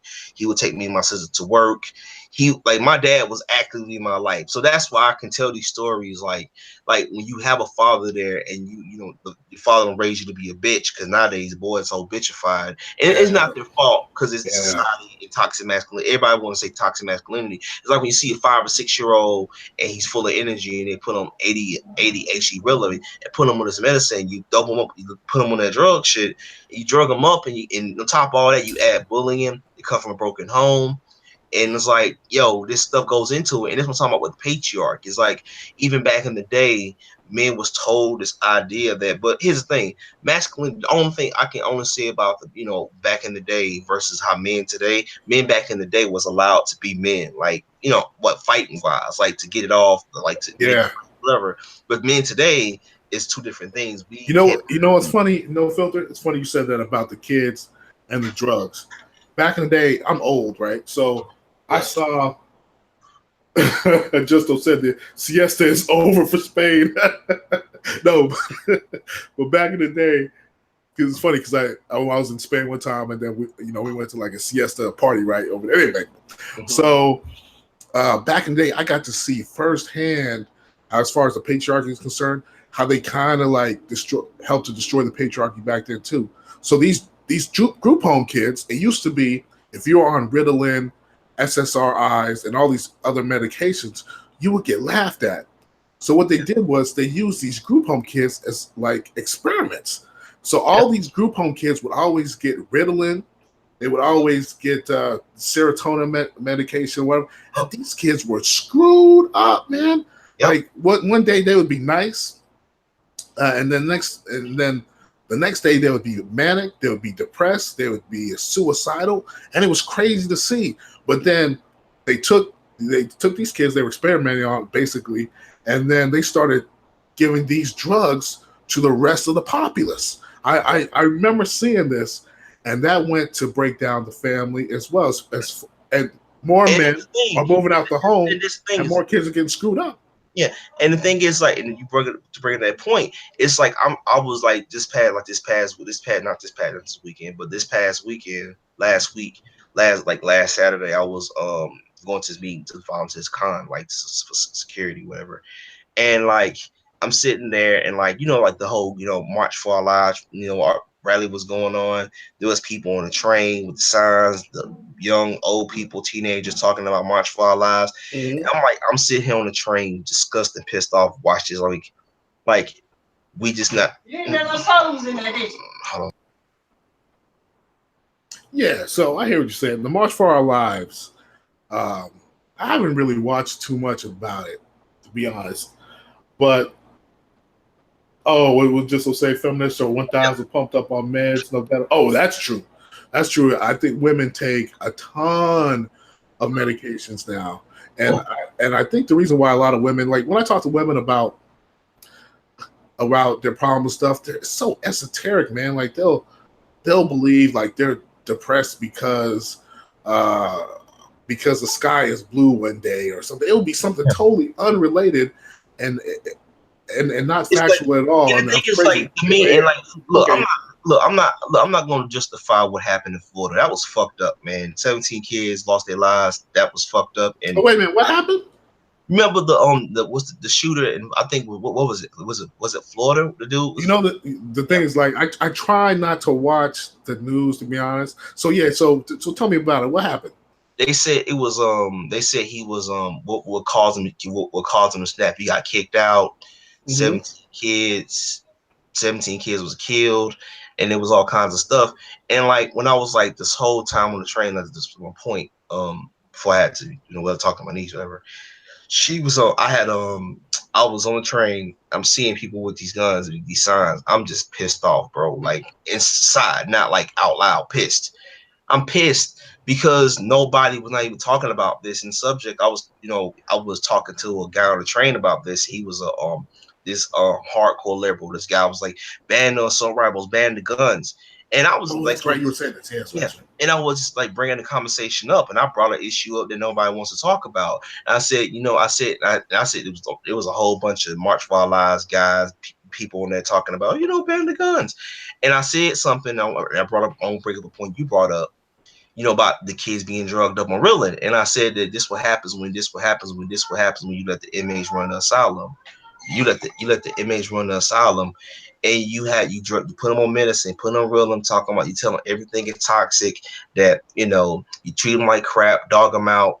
The father ain't never there, and the father's not in the home. This is what happens when you come from fatherless homes. And I said, I hate to break it to people on this train, but really, it's single mothers that create these mass shooters. And they was blown back like, oh no, it was a heated debate, and the guy was like, what do you mean it's women's fault? I said, look, dude, I'm not gonna be on that whole feminism things. Feminism, I hated first wave, second wave. It was all bullshit in my personal opinion. But like, when feminism started to rage the war on in the early 60s on the families, right? They raised the war, and then you got Gloria Steinem. She put the Planned Parenthood abortion clinics. Then the Democrats gave black women Section 8 welfare, and I said 73% of prisoners are come from broken homes. And that's why you get the high mass incarceration numbers. And I was explaining this to this guy. I was like, well, I got 73. He was like, that ain't true. I said, well, I got 73%. I got 73% of young black males that's in prison currently right now they can tell you different. And he says, why? Because when you drug a person up, put them ADHD Ritalin, a 5 or 6 year, I remember when I was like 5 or 6, I was full of energy, bro. Like, this is what kids do. You wrestle, you fight. I remember when this wrestling was way back and it was popular with Stone Cold Steve Austin and Rock. My cousin used to fucking DDT me all the time, goddamn time, bro. Like that's how I grew up. I grew up like doing like wrestling and doing manly stuff. And I see boys nowadays painting their fingernails, and I think that Yeah, man. I Yeah. think the female clothing, the purses, I think that drugs helped it. And I was on the train to bring it back to my point. I was on the train. And I said this, I said, dude, like, if y'all really want to ban something, you need to address this. You need to address these fatherless homes before you want to ban the guns, because it's easy to ban an inanimate object. A gun don't have an eye, don't have a leg, don't have an arm. It's Well, easy here's to the bring thing. that. Huh? Also, sorry, I didn't mean to interrupt, but I'll let you get back to your point. But here's the thing with the fatherless homes, right? Now, Yeah, at this point, because like I said, I'm old as hell. At this yeah. point, you know it's an issue. How come all these protesters and stuff? How come they never say, you know what? We're going to start these super mentoring programs. So we're with all these fatherless homes. We are going to make sure that we mentor these kids and put them on the right track. How come Yeah. they never do that? I Huh. mean, now Yeah. there's mentoring programs and stuff. True, there's stuff. It's only for women though. Yeah, See, here's the thing: the mental but programs. now the women a lot of times they try to get rid of that stuff. It seems like they're always trying to destroy the men, the little boys, instead of helping them. It's weird. And even because I brought it up on the train too about like the whole how they trying to integrate how females are trying to enter the NBA, the NFL. They try to integrate the girls into the Girl Scouts into Boy Scouts. I'm like, this what happens when you can't let men have nothing. Like, and I was on the train. I was like, just look, I'm not a liberal. Like, I'm independent with my political views, but like Yeah, me too. I do believe that men. This is what I like about mental. It's a space that we have, discuss our issues without having some people from the left or because there's MGTOWs out there who are political. I'm not one of them, but I'm Me saying neither. like men need spaces. Men need to be taught manhood lessons. This is what happens. It's like the whole idea when I was telling them on the train. I was like, you can't ban assault rifles because guess what happens? You can ban the guns, but it's not going to fix the broken home issue. If you want to stop these mass shooters, stop raising these boys in broken homes. Let the father be in the kid life. Don't just have him be a child support payment. And a lot of liberals got mad at me saying you're a Nazi, you're a hater, you're a woman hater. I'm like, I'm not a Yeah, woman hater. I'm like, dude, I'm just stating the facts, and y'all don't want to address the fact. It's like, yeah, you can ban a gun. It's easy to blame an inanimate object for what's going on when you drug these boys up on real, and that's always pissed me off. And trust me, I've been in a special ed system, dude. I am a casualty of the school oh, system. so you see it? See, I saw Yeah, that too, man. Like when I was younger, like I said, I saw when it all started, man. They would yeah, just throw these kids in special ed, and they yeah. would always hook them up with some sort of drug. They And I always say can drug. tell you, not even though thank God I was never on no drug, but I can tell you up front, I was put in special ed. I was put in special ed when it first got integrated in school systems, fourth grade. Oh Never wow. forget it.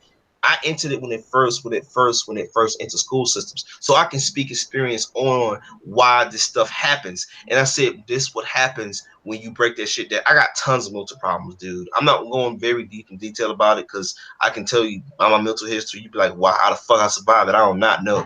But I often say, I'm a casualty of the Atlanta public school system. So I can tell you up front, it's bullshit. And that's why I Oh get yeah, it mad. is. Yeah, so I can tell you from experience why I'm so upset about it, and that's why I was so mad at these liberals. I'm saying, yeah, try to tell that to the black kids they throw in special ed because the kid really is smart. Like I'm smart in my own way. I may not have a book sense, but I have a lot of common sense, whatever. Well, let me Like add I to have, that too. Let me add to yeah, that too. No filter, and that's a key point right there. What I know it's about these kids that were in the group home system is that they never tried to figure out what these kids are really naturally good at. Never. Some of these kids, I remember this one kid, he was good at, you could tell that he was good at electronics. He would put speakers together and then do all this stuff. And I was like, how come they never focused on that? You know what this kid ended up doing? but He ended up getting shot in the head in a parking lot by one of his friends. damn, as Yeah, fuck. anyway, yeah, back to I hear what you're saying. Back to what you're saying. Yeah, but like I'm trying to say, like I'm a casualty of the Atlanta public school system. I'm technically I'm a high school dropout because I never graduated, but like I'm not proud of that. But it is part of my life, part of who I am, whatever it is. Just fuck it, I wear shit on my sleeve. But what I'm saying is I'm a casualty of the public school system. I was put in special ed. I was thrown in. I was thrown in thrown to the wolves. They didn't care about me. And Nope. I did have teachers, and I'm pretty gonna catch flack for this. I did have female teachers in the fourth to fifth grade that cared for me. But when I got to high school, middle school, high school, they gave two fucks about me. Man, they treat me to the wolves. And I tell you up front why I say fuck the school system and why I think it's why we need to separate boys from girls in the school system. It was something I talk about, and something I talked about this too when I was in 11th grade. I never forget it. I was like, it was algebra. I was struggling like a motherfucker in that class. Like Mm-hmm. I don't know how I passed. I was failing that class like oh fat is like it was like the final week of my junior year, and I was talking to class, and the teacher told me this shit, and this shit pissed me off, and until this day, I still pissed off at this woman. She told me this shit. She said, "No filter, man. I can't deal with you. I just can pass you on to 12th grade," and Oh, wow. that shit fucked me up mentally, dude. I'm still dealing with that shit. Like that shit fucked me up mentally, and so I can speak from experiences, why society is fucked up and why these boys don't achieve shit or why and I'm not making excuses for niggas for black people that black men or people that commit crimes because there's always better ways to deal with shit. But I understand why most guys say fuck it and just go out and say, you know what, fuck, I Well, might as well well, sell here's the dope. thing. Yeah, yeah, I understand that too. But here's the thing: that before the school system wasn't bad. It's like they just flipped the switch and just said, you know what, we are Yeah, going to start to educate women better, and yeah, we're going to start to isolate men yeah, and not give them the proper education. Because now, if you talk to guys across the whole spectrum, when it comes, you talk to white guys, you talk to Hispanic guys, you talk to Asian guys, they'll say the exact same thing. They'll say, "Hey, man, the school system appears to be changing. We don't seem to be. The women seem to be getting pushed more. They seem yeah, like they're trying to dumb us down as men. It seems yeah. like they're not trying to educate us They don't as care. much as they used to in the past. I don't They understand don't what's care. going on. So it's And crazy. It's like a universal thing."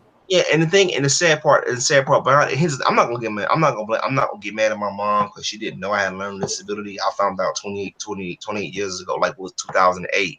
I was born with dyslexia and learning disability. So all this time, like all these years, like, oh, that's why I was kind of had a hard time learning. So, Uh, but I'm You know saying who like. else has dyslexia? That Fubu dude on a Shark Tank. Wait. Yeah. So, but like what I'm saying, like what I'm basically what I'm saying is like, but my mom did not know, so I can't get mad at her. And thank God, I remember I did remember when I first entered it. They thought about putting me on ADHD, Ritalin, and all that other shit. My mom was like, "Fuck no, you ain't doing that shit." My dad was the same way. He was like, "No, you ain't finna drug my son up."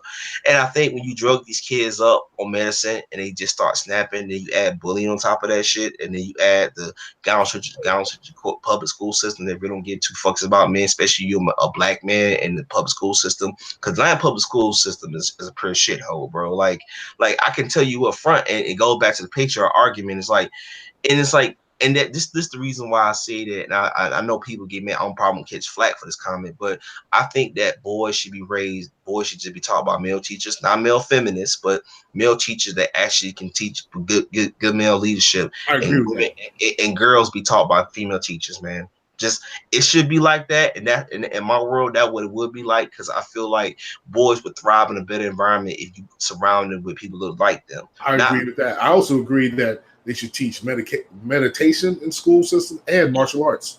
Yeah, and it's like Meditation and and martial it's arts. like I see bullying today, and look, I'm not justifying bullying because I got bullied when I was a teenager, so I know the fucking feeling to get bullied, get my ass kicked. I've been stuffed in lockers, flushed down the toilets. Trust Oh me, wow. I've been through it all. So I know what it fucking feel like to get bullied for lunch money, all kinds of crazy shit. I was called a nerd, dork. I was all kinds of shit. So I can tell you from experience what it's like being a bully. But like, despite me being a bully, my father told me, man, look, stop being a bitch about the shit, and just he told me to the box gym, and he said, you know what, you gonna fight back, and you know what, he didn't fuck with me no more. And I think if we just allow these boys to be men, a lot of these boys went shoot up schools, and I was saying that on the train. I was like, if you allow boys to fight, blow off steam, that's how most men, especially in the back in the day, became friends. Like But when you do this, and this one talking about the patriarch, even if they brought that back, it would just be a detriment because the damage is done. It's done. Like you cannot recover from a system that for years have been oppressing men, that's been telling men that they're toxic masculinity, and then you bring a Yeah. system back and tell them, oh, now you can be masculine. Now you can be these dudes. Now you can, teach these boys how to fight. But Well, did you see that thing on the news where they were talking about? I can't believe. I don't know if it was Sweden or it was one of those European countries. So these women go out, right? They go out late at night wearing skimpy outfits, mhm, and they said they got raped or something like that. So then they were saying, well, men are pussified. We need to basically bring patriarchy back to where we'll have men giving their lives to protect these women see, walking up and down the street. They weren't saying that the women, maybe they should be walking at night in the first place, dressed the way they were dressed, right?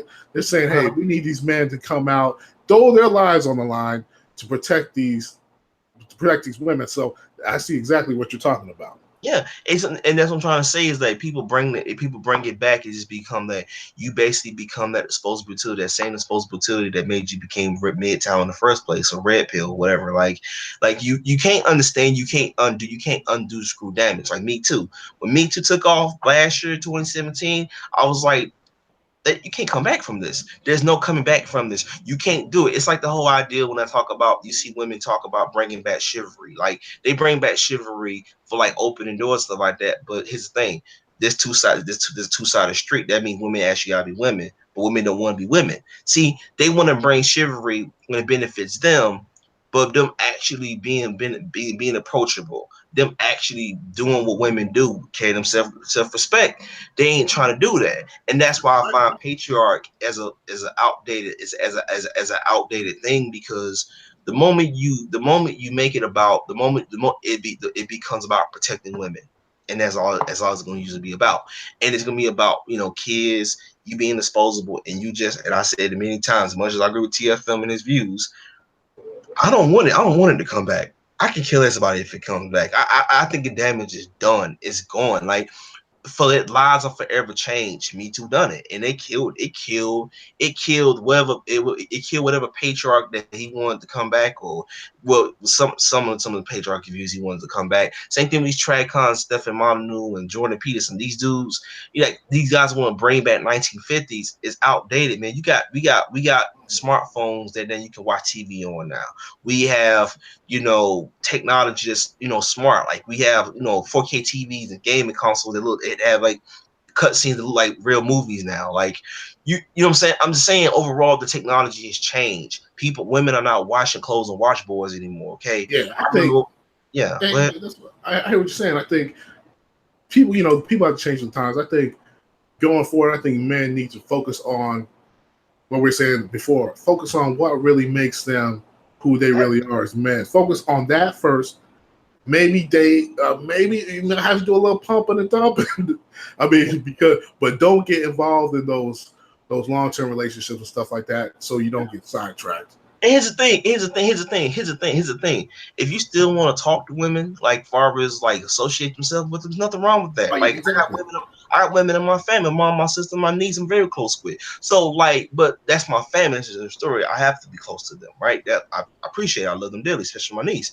But like I'm saying, like what I'm saying is, I think we're living in a different time period, and I think these people who want traditionalism to come back is outdated, man. Like people, I remember when the washing machine first came out. I remember my mom was like washing, hanging clothes on the clothes dry thing with the clothespins. You put them on the little things. What you call it back in the day? What you call those things? Safety pins. Yeah, the safety pins, and you put them on the clothes dry thing, and it would dry outside. Like I remember that's how I grew up with dial-up internet in N64. So I can tell you, I grew up very old-fashioned. So I can tell you from experience. Like I'm 29, so I'm still a millennial in my opinion, but like I'm kind of older. And I But feel like old. I mean, but I grew up. I Feel grew up old. with dial-up internet and stuff like that. So I can tell you what. I remember when before all in ones and 1 terabytes with dial-up internet. So I grew up during that time period when the computer was first introduced. Okay, Yeah, I didn't even I have know. the Yeah, internet. They didn't have the internet. It was just a black. It was just a blue and black screen. Okay, so I can tell you up front, I grew up during that time period. Even when I was a kid, I always found, me. I always found that even when I was like 14, my last girlfriend I had, I was like, I told my dad just like I always found like, I always found that men just being disposable. Like I like to call it the Monday court gesture, where it's like you just. But what did your father think about this though? You know what? I'm glad you Was asked he that old question. school or was he My dad like was my dad was a traditionalist, but my dad understood my personality. Like he knew, like he said he told me something that was so true. He was like, from the time I was age of 5, I didn't have a lot of friends. So my dad knew a lot from me. I spent a lot of time with a kid. From the time I was born, he was always in my life before he passed. hmm, And my dad was always like I'm not saying he's a traditionalist. He was a traditionalist, but he understood my personality. Like didn't have that many friends. If I did make very few friends, it would be simple. Like I had a couple of friends, a couple of male friends I relate to. But to me, I always wanted to be alone. It was just part of who I am. Even though I had two parents, my mom is still living, my dad's no longer here. I was always that type of person where I was like, you know what? I just like being alone. It was just part of me, my sanity. It protected me a lot. Yeah, I got a lot of trouble, but nothing, no criminal shit. But like, I was always like that. But my dad, in a way, he kind of was brokenhearted when I was like 14 years old. And I told my dad was asking me, this like the last, like this was like, no, 16 was like when 16 when he passed. But like this was like one of the last few conversations I had with him. And he was like, he told me this. He was like, my dad was telling me this. And he was like, son, I understand.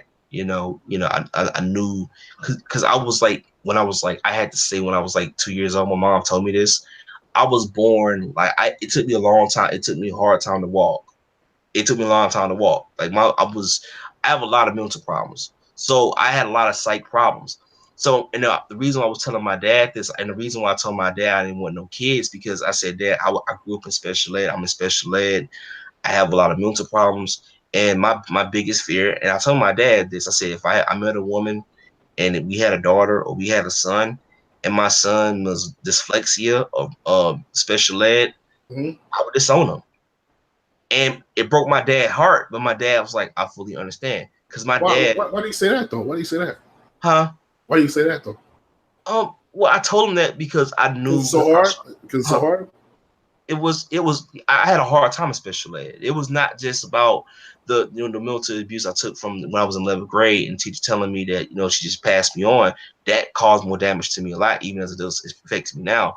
But like I knew what I was like as an adult, and I was like I couldn't imagine raising a kid with Down syndrome or whatever, or a kid with Okay. dyslexia. It broke my heart when I said it, because at one time I wanted kids. I remember I was like 14. This was like when I had a girlfriend at the time. I wanted kids. Like, man, I want a daughter. I want son. Man, I want to have the next generation. And then I look at myself, and I was like, when my dad died, it was like one of the hardest moments. I'm not gonna, because I'll be breaking down live on air, and it would ruin it, kill the vibe. But Hmm. it's but like my dad like understood it. My dad was like, he understood it. He understood my decision, and I made that decision from the age of 14. I'm 29 now, so it was like, I kind of understood it even back in the day, that I was just kids were meant for me. It wasn't meant for me. I have 3 brothers on my dad's side, 2 in Atlanta, 1 in Chicago, and a sister. But like, I never like out of all my dad's kids, I don't have no kids. But to me, I don't feel depressed. I don't feel miserable. I feel happy because I'm an uncle. So I watch my niece. I love her dearly. I got a sister. I got a mom. Like, I'm good. But You know what's funny though? go In ahead. this crazy world, man, that we live in, I remember when I was younger, and I was just looking at just the world in general. Um, and that's why it kind of resonated with me when the guy said, why bring kids into this world when they're just going to be used against you and be a slave for the system? I remember Yeah. looking at the world when I was young, and I was just like, man, it seems like everything is upside down. What's good is supposed to be bad. Yeah. What's bad is good. You know what I Yeah. mean? Like when it comes to feminism, that whole thing, I kind of saw it a little bit when I was younger, but I didn't really know how to articulate it. You know what I mean? Mhm. So I was looking at it, I was like, why? But I still want to get married though. I still want to have 2 kids, get married. But I wanted to have 2 kids and get married because society told me so, not because I really wanted to. I was just about to say that because Yeah, I so wanted. I I was was like, just. yeah, I was just about to say that I wanted, and when I wanted to have kids, I was doing it from society X point, not because I wanted to on a personal level. yeah, So just for me, those right with that. yeah, because it was just that's what I was told. Like I remember, like I hated going to church. Like my dad would drag my mom, my sister, mom to church. And I'm like, I'm a Buddhist guy. So even at the age of 14, I was not into Christianity like that. And even told my dad, I was like, Dad, no disrespect to you. I know you're a Christian and everything, but I'm not. I don't like. I'm not a big fan of. I'm not a big supporter of Christianity. Not because of the religion itself, but people just they break it, they disavow it, they do all kinds of stuff, and they just do crazy stuff or whatever. But I told my dad like I'm into Buddhism. I remember watching my first documentary was the History Channel. It was Mount Athos, and it was these monks. And I'm watching that. I'm like, I want to be that. And I always had that monk mentality. I always been into Buddhism. I always saw solitude as a peace of mind. Like, I was because at one time I was materialistic too. I was wanting to be rich and all of that. But like, Yeah, yeah. yeah, but like I always told my dad, I told my dad, I was like, and my dad's like, because my dad was broken hearted when I told him that. I was like, Dad, you gotta understand it's my life. But my dad's like, son, I love you regardless, it is what it is. We can agree to disagree. And and that's why I say, because I remember going to Christian churches the very few times I went, my mom and dad, my sister. And I would go there, and I'm just like, I would just be bored. I'm bored of my mind. Like I'm seeing these snake pastors pass money around. I'm like, Oh yeah, yeah. yeah, And I yeah. saw it, and I'm like, that's why church turned me off. Because look, if you go to church, nothing wrong with that. But I have a different relationship with God. I have a different personal relationship with God. I feel like I don't have to go to church. I don't know I'm getting religious with people, but still, like I always had the different introvert personality. I was always different. I always had a personality Well, of plus I'm church like, caters to women now. You huh? know what I mean? Church caters to women now Yeah, most of the time anyway. So yeah, you'll go to church as a man. Black Ram 313 talks about this all the time. You go to church as a man. Let's yeah. see, the pastor's dogging you out, man, telling you how a man needs to do this and do that, and Yeah, then how the woman needs to is great and the man is wrong, and so yeah, yeah. and then you're stuck. I mean, It goes to and he's show you. taking your money. Yeah, and it goes to show you it goes to show you how disposable we are. Like I mean, and when I was telling my father, going back to you on just the point question you asked me, but my dad was broken hearted when I told him that shit. Like it took him couple months for him to get over. Really? Yeah, because he was like, I want grandkids. He told my sister that. He told my brothers that. He told me that I want grandkids. And I told my dad, I said, Dad, I hate to break it to you, but I don't want kids. I don't want them. Like, because I knew what I was like as a kid, and I was like, I grew up in a special ed system, and that's why the special ed system ruined me, dude. It ruined me. It ruined it. And even though I had teachers in my fourth to fifth grade that thoroughly cared for me, like whatever, I had a lot of female teachers that thoroughly actually cared about me as a person. When I got to high school, middle school, high school, they gave two fucks about me, bro. They treated me like crap. So like I can tell you up front, dude, like where my mentality came from. Cause I remember getting kicked out of school, just having problems. Like I never went to my father's funeral. I'm not gonna go into details what happened with it, but it was that, and that kind of carries over to with it. And I had a lot of mental problems. So even this, before I even start realizing the fact that I had, I'm not gonna say diagnosis is dox myself, but I realized I had a lot of I have a lot of mental problems.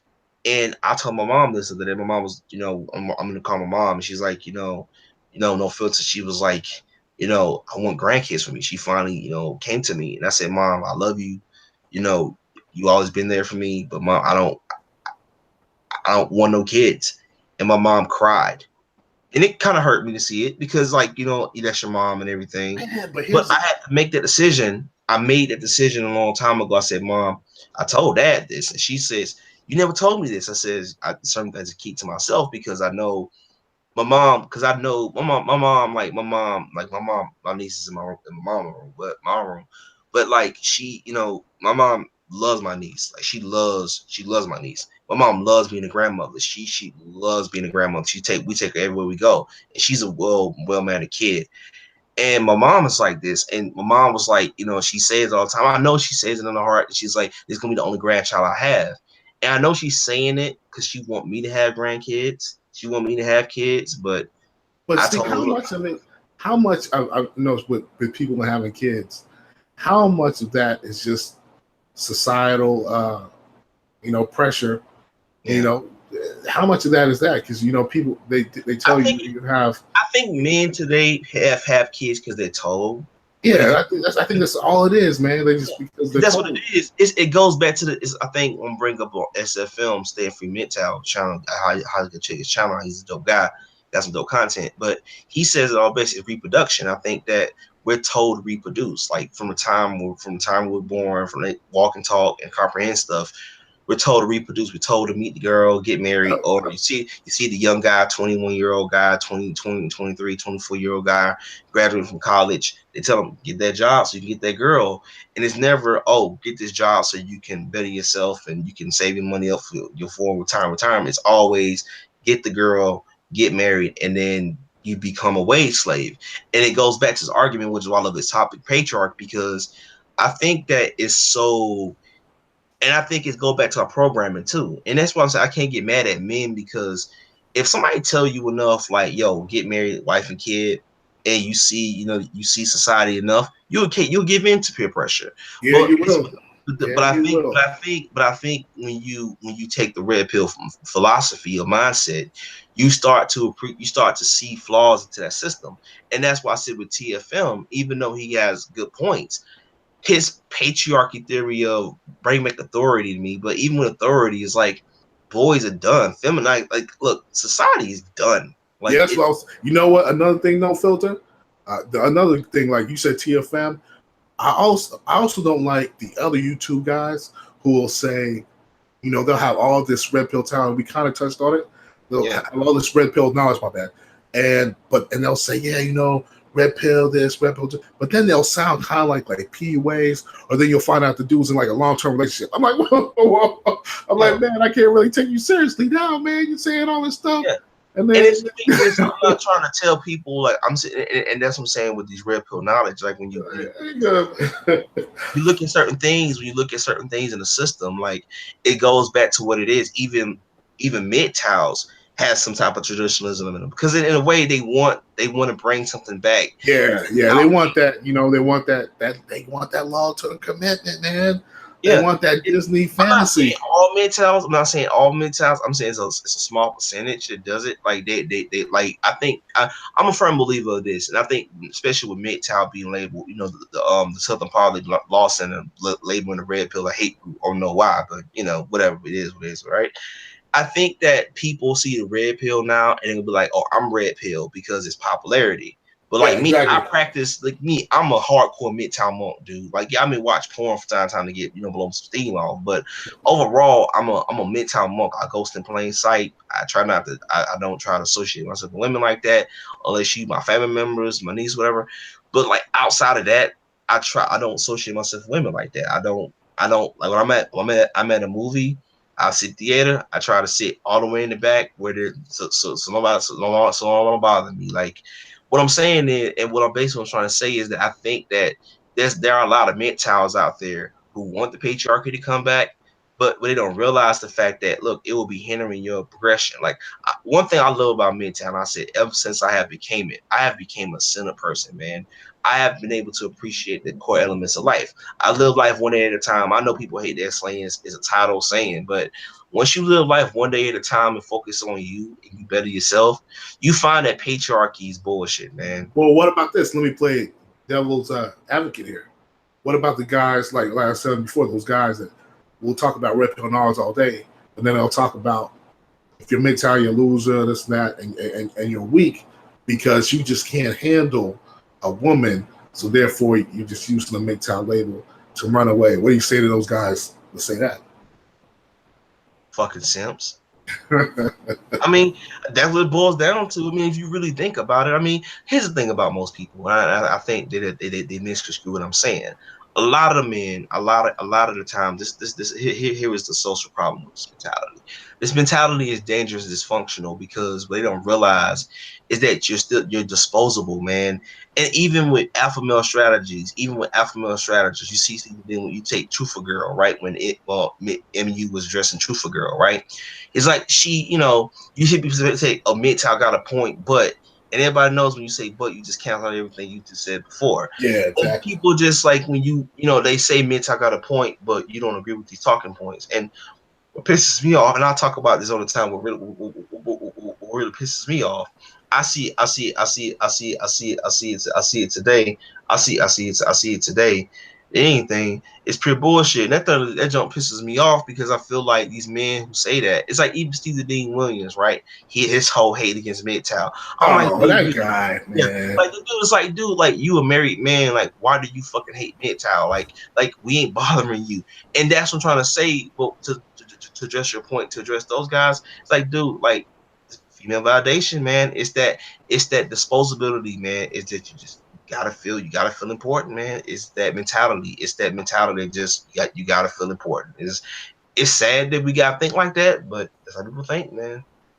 Yeah, it's I'll just respond to Jason J's comment. He said when even my mom told me not to get married, the institution is done, and that is so true, man. I've met women that finally admit that like other women are kind of shady and like they wouldn't really advise dudes to get married now, and yeah, I completely agree with that 100%.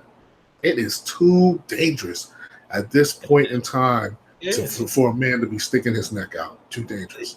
It, And it, those it, guys I who mean, want to go back to the yeah, patriarchy, man, yeah. they're a wonderland, man. They're a wonderland. It's the Disney fantasy land bullshit, man. It's that Disney shit, man. It's But it like, is so powerful, no filter, man. It's so I mean, powerful. but here's the thing about me is the fact that, look, I watch anime, I watch all kinds of animes, man. I watch animes, but I know it ain't real, and I could just discuss it, talk about it, whatever. But I ain't trying to live that shit out. Like you won't see me like I watch comic book movies. You won't see me trying to jump off a 20-foot building saying I'm Superman. Like I know the difference between entertainment and what it is, but I think a lot of these dudes they get caught up in that traditionalist bubble, Well, man. let me give you the scenario, man. Let me give you the scenario, kind of like a devil advocate type of thing. I remember I went down to Brazil, right? So in Mhm. Brazil, there's a whole ton of hot chicks down there, right? Yep. So there was this one girl, man. She walked around the corner, man. She was fine, like Victoria's Secret fine. Long hair, tan skin, slim, trim, man. So she sat beside me. I'm looking down at her. She's looking up at me, right? And then it was like, what was that? Oh, that movie, The Manchurian Candidate? Uh-huh. It was like the Manchurian, that program that started going off in my mind, man. It started hypnotizing me, man. I'm looking at her. I'm like, wow, man. She could be my girl. And yeah, we could be frolicking on the beach in Jamaica. Like all this whole scenarios. I'm my hands, as I'm running down the beach, you know what I'm saying? Like all this stuff. Like, oh man, I'm feeding her food on the at the beach restaurant. And I'm like, what the hell is this going on, man? But I think that's what happens with the guys, man. Like that scenario just starts playing I like like to the call Manchurian I, I candidate, like I man. like to call it like I think most men wait into relationships, and I call men like date. I like to call it vacation, right? When you dating a girl for 6 months, it's vacation, right? Yeah, That's it's my theory vacation. on it, Yeah, right? yeah, yeah. It's vacation, right? You on 6 months, the sex is great. She doing some of the freakiest shit you never seen before, and Yeah. then soon 6 months is up, you move in. That's when it all starts. You move in. She talk you into commitment. You fully committed to her. You move in, then marriage, then kids, and then you become a zombie from that state from that point on. Like, Yeah, that's so true, man. That's so true. But man, like and what's funny about it is that our initial movie, the Manchurian Candidate program that's playing in your head, you're always trying to chase that. You're trying to get that back. You're trying to like, oh man, I can do it, man. I just need to give her one more gold diamond ring. Yeah, man, I just need to take her one more vacation. dude, Yeah, I can get it back. I can get it back, you know, and you never piss get me it off. back. Commercials really piss me off with this shit. Which I one? saw I saw it during Valentine's Day. It was on Valentine's Day. It was K Jewelers, all the commercial, and you see the dude on the train, on the plane, or some setting, and you see some black dude, white dude, whatever, get down on one knee. And she's like, yes, and she's crying and stuff. Like, come on, man. I'm like, if I was a blue pill simp, I'd just easily fall for it. And it's like, I think when you break that programming, and this will talk about the red pill is so hard to swallow when you take it, dude. Because when you take that shit, Oh, it's so hard. Oh man, you take it, you start realizing even the lovey-dovey music like you listen to, like I listen to R&B from time to time. I know that shit dangerous because that shit can fuck your mind up. But yeah. like it is what it is. It's on the radio. You listen to it, what it is supposed to be. But even with these songs, like, dude, it's like even you could take I think it was a song I like B Mill's rapper, but like when he did a song called, I think he on his latest album called Whatever You Want. I think Whatever You Need. Whatever you want. Oh, it was Ty Dolla $ign and Chris Brown. I'm listening to this shit like, damn, I like the beat, but damn, this some simp ass shit. God Yeah. damn. Well, But it's let me. like, Okay. Well, let me hit you with another one. Let me see how old I'm. Old, right? So Harold Melvin and the Blue Notes. I Miss You. You know that song? Mm-hmm. I heard of it. I miss you. Oh, talk about, man. It's a super simp song. Yeah. But back when it came out, it was still kind of like, men like dated. You date the woman and all right. So here's the deal. So back in the day, this one dude, YouTube guy, was talking about like how dating was just easier. Like you would hook up with chicks in the mall. I don't know if you guys would, if you were, like now. I don't even think dudes do that now, but you would just go to the mall and hook up with chicks. Like you could go to a club, hook up with chicks. It was so easy back then. But now it's changed, like the whole Tinder and all that stuff. But anyway, so Harold Melvin and the Blue Notes went back way further than that. So that's it. You could get away with that simp shit because women were so different back then. You know what I mean?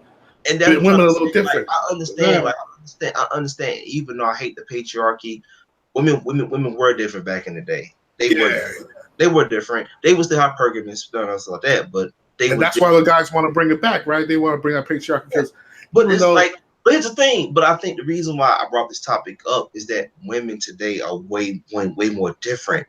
You can't bring that. You can't bring something back where women are so modernized nowadays. Where and they got the power. They got Me Too times up. They got the divorce court, family courts. They got damn near everybody on their side. Like, you can take a guy being accused. He can be accused of rape, and even though he was acquitted, guess what? His name's out there. The accuser, she's protected. So like, you don't know whether whatever into it. But I often say, that's what I'm trying to say. I was watching I was on VH1 the other day. I love this movie, but I know it's some simp shit. But it was Temptations, the Temptation movie on VH1. Temptations about the what was it, about Temptations with what's the dude name? David Ruffin. Remember it was about the group, the Temptations? Yeah, the movie, on VH1. They was showing the VH1 version of it. Oh, and I didn't know. Okay. Yeah, it's like an old school movie. They've been playing it for years. It was playing the other that I was watching it. And I was actually watching it from like a red pill lens, like the scene where there was a scene where Blue, I forgot the actor name who plays the character. Mm-hmm. And he's sitting there. It's like way 1980s. I forgot what year it was. The movie takes place in. And he's approaching this girl in this old school car. He's opening the door up, and it's like I think it was the beginning of the Temptations where before they became the Temptations, before they became popular. And you sit there, and the main Melvin, the main guy who was forming the singing group, he was chasing this girl around the block, walking her home and shit like that. I'm like, that shit is outdated, bro. Watching this shit, I'm like, God damn, this shit is outdated as fuck, bro. Like, God damn. Like you can't walk a chick home nowadays because shoot, they'll be cooking call, they'll be saying you a stalker and shit. Like, God damn. That's why like I was thinking about this topic when I brought it up to when we was about to discuss this. I was like watching stuff now from my dad. I'm like, damn, like this shit, like, yeah, we really have evolved as people. I think society is terrible because of social media. I think social media has made shit. Man, I remember. I'm glad you said that. I remember I did an interview with this one dude one time. He did a TED Talk, and he was talking about he went to a college campus one time, right? And this was kind of like when the internet was coming up, and he's like, Facebook was coming out and all that stuff. He said he went to college campus and he was talking to people, and he looked into a hallway in the dorm room, whatever. Everyone was still talking to each other, right? So he comes back to the college campus. I don't know, maybe a year later, some time had passed, right? And they said he looked down the hallway, he looked in the dorm room. Everyone was on the computer. No one was talking to each other. Man, he said social media has really done a number on society. I mean, I'm guilty of it because I text a lot of people. I mean, we all are guilty of that shit. You know, we text people, but still, like, social media has ruined dating. I mean, not dating, but has ruined the human interaction nowadays. People rather send you a text message, like whatever. People don't even talk no more, like whatever. Like I see it, and I was like watching these old movies, like and it take place in the 1980s. These old, like, you know, Ohio Players. You can take Melvin and the Blues. You can take all of these these old movies back in the 80s. You're like watching this shit, like you see the dude with the hair curl back, and he's opening the door, buying roses, like the scene in Temptations where the dude singing to the chick, and next thing you know, a couple years later they get married and shit, and they end up having kids. I'm like, shop around. Oh, sorry, go ahead. Yeah, and it's like watching this shit, like, damn, this shit is outdated. Damn, this shit dated, man. Like, and like looking back on it now, I'm like, and I was thinking about this when I was actually writing some notes down on it, and I was like, this is the patriarch. But could we ever get back to this? I was like, fuck no, this society is done. You know what it is though? Man, I'm an old guy too, and I was thinking, man, I wish I could go back.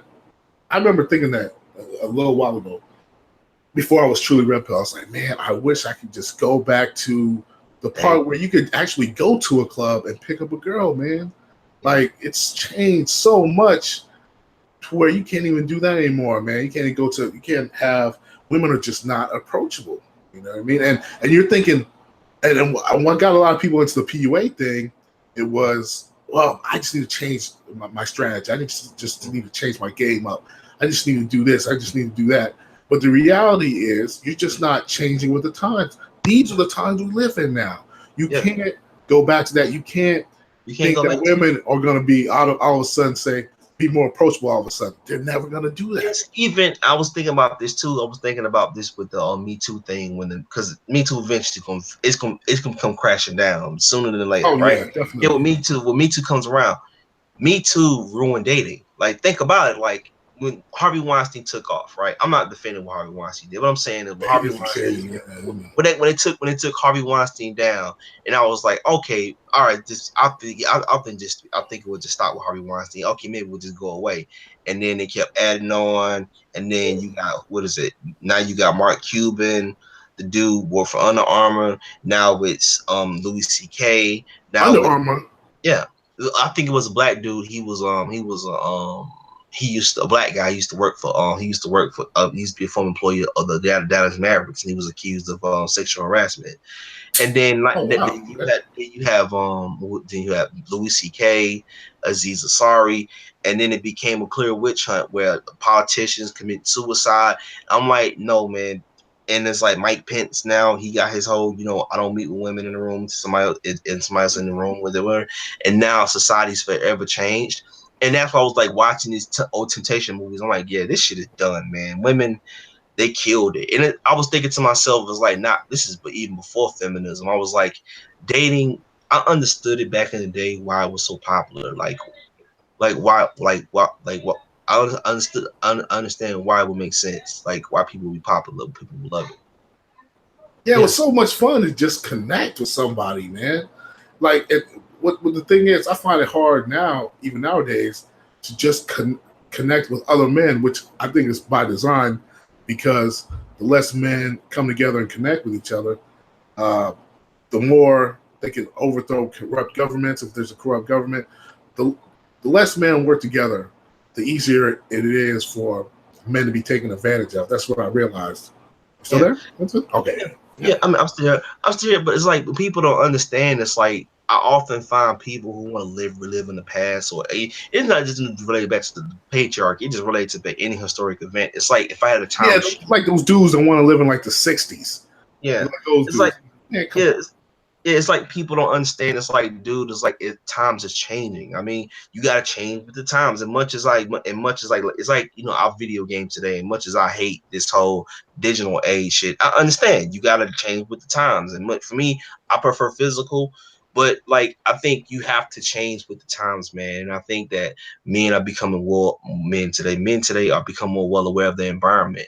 And when you create this environment where you're down there saying toxic masculinity or, whatever, like when you dress it up and you put these people in a society, you put these in a standard, in a standard, you have to understand the fact that society's changing, man. And whether we like it or not, it's changing. It's changing. It's changing. And it's done. I mean, there's nothing you can do. Like, even if you brought the patriarchy back, women have called, like, well, not feminism, but basically feminism and gynocentrism and the left and the right, the trad traditionalists, they have ruined. Me Too have. I think Me Too was the final nail in the coffin for American dating. But to me, I think it's gonna get worse. I think, America's gonna slowly become Japan, and then that's a whole nother conversation for another day. Oh, you think so, huh? I Yeah, think. I think it is. I think it is, man. I think it's not going to happen now because you still gonna have some guys who still gonna try to hold out and try to find it in the walk. But I think it's Mm, done, man. It's done. Like the patriarch shit, the shit is done. It's died a long time ago, and we just need to leave it in the past, like other historic events, and just focus on it. Know your history so you don't fail repeat it. But I think men just you're waking right, up. Justo, man. You're right. I mean, Nah, it's no, dead yeah. to me. Like, it's been dead to me for a long time ago. Like, and just like watching, if you watch just anything outdated in the 15, 60s, 60s, or 70s, and you watch these romantic comedies back in the day, you be like, okay, the shit worked back in the day because the kind of women actually was somewhat civilized because they actually cooked clean back in the day. Yeah, Women today don't cook. yeah. They barely clean. They better can suck a dick. So like, I mean, you think about it, but people don't understand that's the world we're living in. Like, we're living in a different time period. Like, and the thing is, I think a lot of these, I'm not saying mid-town, I'm saying some mid-towns who want to bring back patriarch. I'm like, dude, it's done. It's Like, done, man. it's It's done. done. It's It's done. It's done. done. Well, I you know mean, what? You know what? I think that's probably a good point to end on, man, because we've been talking for like 2 hours, man. I think, right? yeah, yeah. Yeah, I man. like these That's a discussions, man. I like these yeah, discussions, man. yeah. I like the discussions, man. We We got. definitely got to do it again, man. We definitely got to do it again. But yeah, I think this but topic. basically, it comes down to this: patriarchy. We don't want that shit back. We don't want Patriarchy. that, We man. want that to die, Put that shit in the coffin and call it a long day, man. and it's done. it's, Put it in it's the coffin, bro. it's done, man. Put it in the coffin. Be selfish. Do what you do. There we Love you. go. Focus on yourself, man. There And we that's go. and that's what I'm about, man. Like, There and we it's the go. same thing, man. And like, yeah, man. But I hate MU couldn't join it, man, because I wanted to get MU on this. I know. Oh yeah, man. I actually sent him a link, man. But he's probably playing poker or something like that. But yeah, Yeah, we definitely gotta. We should think of another topic, man. So next time we can all three talk about it. yeah. Yeah, I wanted to get MU on up before you in there. I I know. want. Yeah, he goes in on the patriarchy, man. He hates it. Yeah, because I He think hates MU it. would have brought some insight to it as well. Because I think MU, because I tell you how I brought this topic up when he brought it up in the feature of Midtown, and like, I'm like, that's a dope ass topic, and let's talk about it. Because I was like, nobody's not talking about it. Like, everybody's talking about gynocentrism, feminism, and the woman, and that's good stuff to talk about. But like, let's talk about patriarchy. If they brought it back, would it actually benefit society? Yeah, Benefit? nah, it ain't benefit nobody. It Yeah. ain't benefit nobody. Nah, man, it's done, man. Put it in the coffin. It's It's done. RIP that thing. It's funny, just like if you watch it, and it's funny because in a way for me, it's I hate to say that because I understood it why it worked back in the day, but like it to ain't me, working no more. it ain't working no more. But it's like it ain't working no more. But like, man, it's like it's fucked up to have that mentality that you just like fucking put it in the coffin. But Yeah, it's not even working for Muslims, man. It's not even working for them. yeah, so you want to end it here, man. Yeah, I'm gonna end it here. But we're let's talk about something next week. Yeah. So what you want to talk about, man? I have no idea. I'm gonna think of something. Yeah, we gotta talk because this was a dope ass discussion, man. Like this is like this is the most philosophical debate we actually thought about it because I'm pretty sure the comments gonna go crazy on this damn discussion, man. Yeah, but cool, man. I guess I will Yeah. Talk to you I'm next gonna time. send another email. I'm think of Yeah. another topic. I'm gonna think of another topic, and I think we're gonna really have to, because I want to discuss topics that like certain very few mentals don't like to talk about. Exactly. Yeah. Exactly. Yeah, man. Think of something. All right. Yeah. Yeah, it was yeah. I think about it as soon as the stream is, so as soon as you think it. But yeah, man, I want you. I won't hold you up too quick because I got to spend time with my niece, man. All right, man. Well, Yeah, take it easy, man. yeah. All right, then, man. It was fun, man. It was fun. Yeah. So you want to start doing? You want to do this every Friday or every second Friday or something like that? Be kind of Now, I cool. was thinking about just playing by ear, man, because I remember Joe Rogan, he had said something. He was just like, man, because he doesn't schedule his podcast. He was like, man, don't schedule, don't do any of that stuff. Like, if you just have a topic, just talk about that. I was like, perfect. That's what I'm going to do. Okay. Okay. All right. You know what? When I come to the top, I'll send you an email, and now we're gonna discuss it because I want to discuss topics that just like for me because I'm maturing now as midtown or midtown monk, so I'm trying to fit topics that I feel like that men actually can learn from, or men that actually can make people thought provoke, rather than just talk about centricism and other stuff like that. Yeah, it's been talked about a million times before. Yeah, I hear you. Yeah. But So cool, man. Let's do it. yeah, yeah. I'm thinking about the topic where you can come up one, no matter. And I'm gonna try to get MU next time to join it Yeah. because I think he would have offered it, but I'm gonna let you. I'm not gonna hold you up too much because I'll be talking all damn day with you, man. All right, man. Yeah, man. Take it easy, man. All right then. All right then. Bye.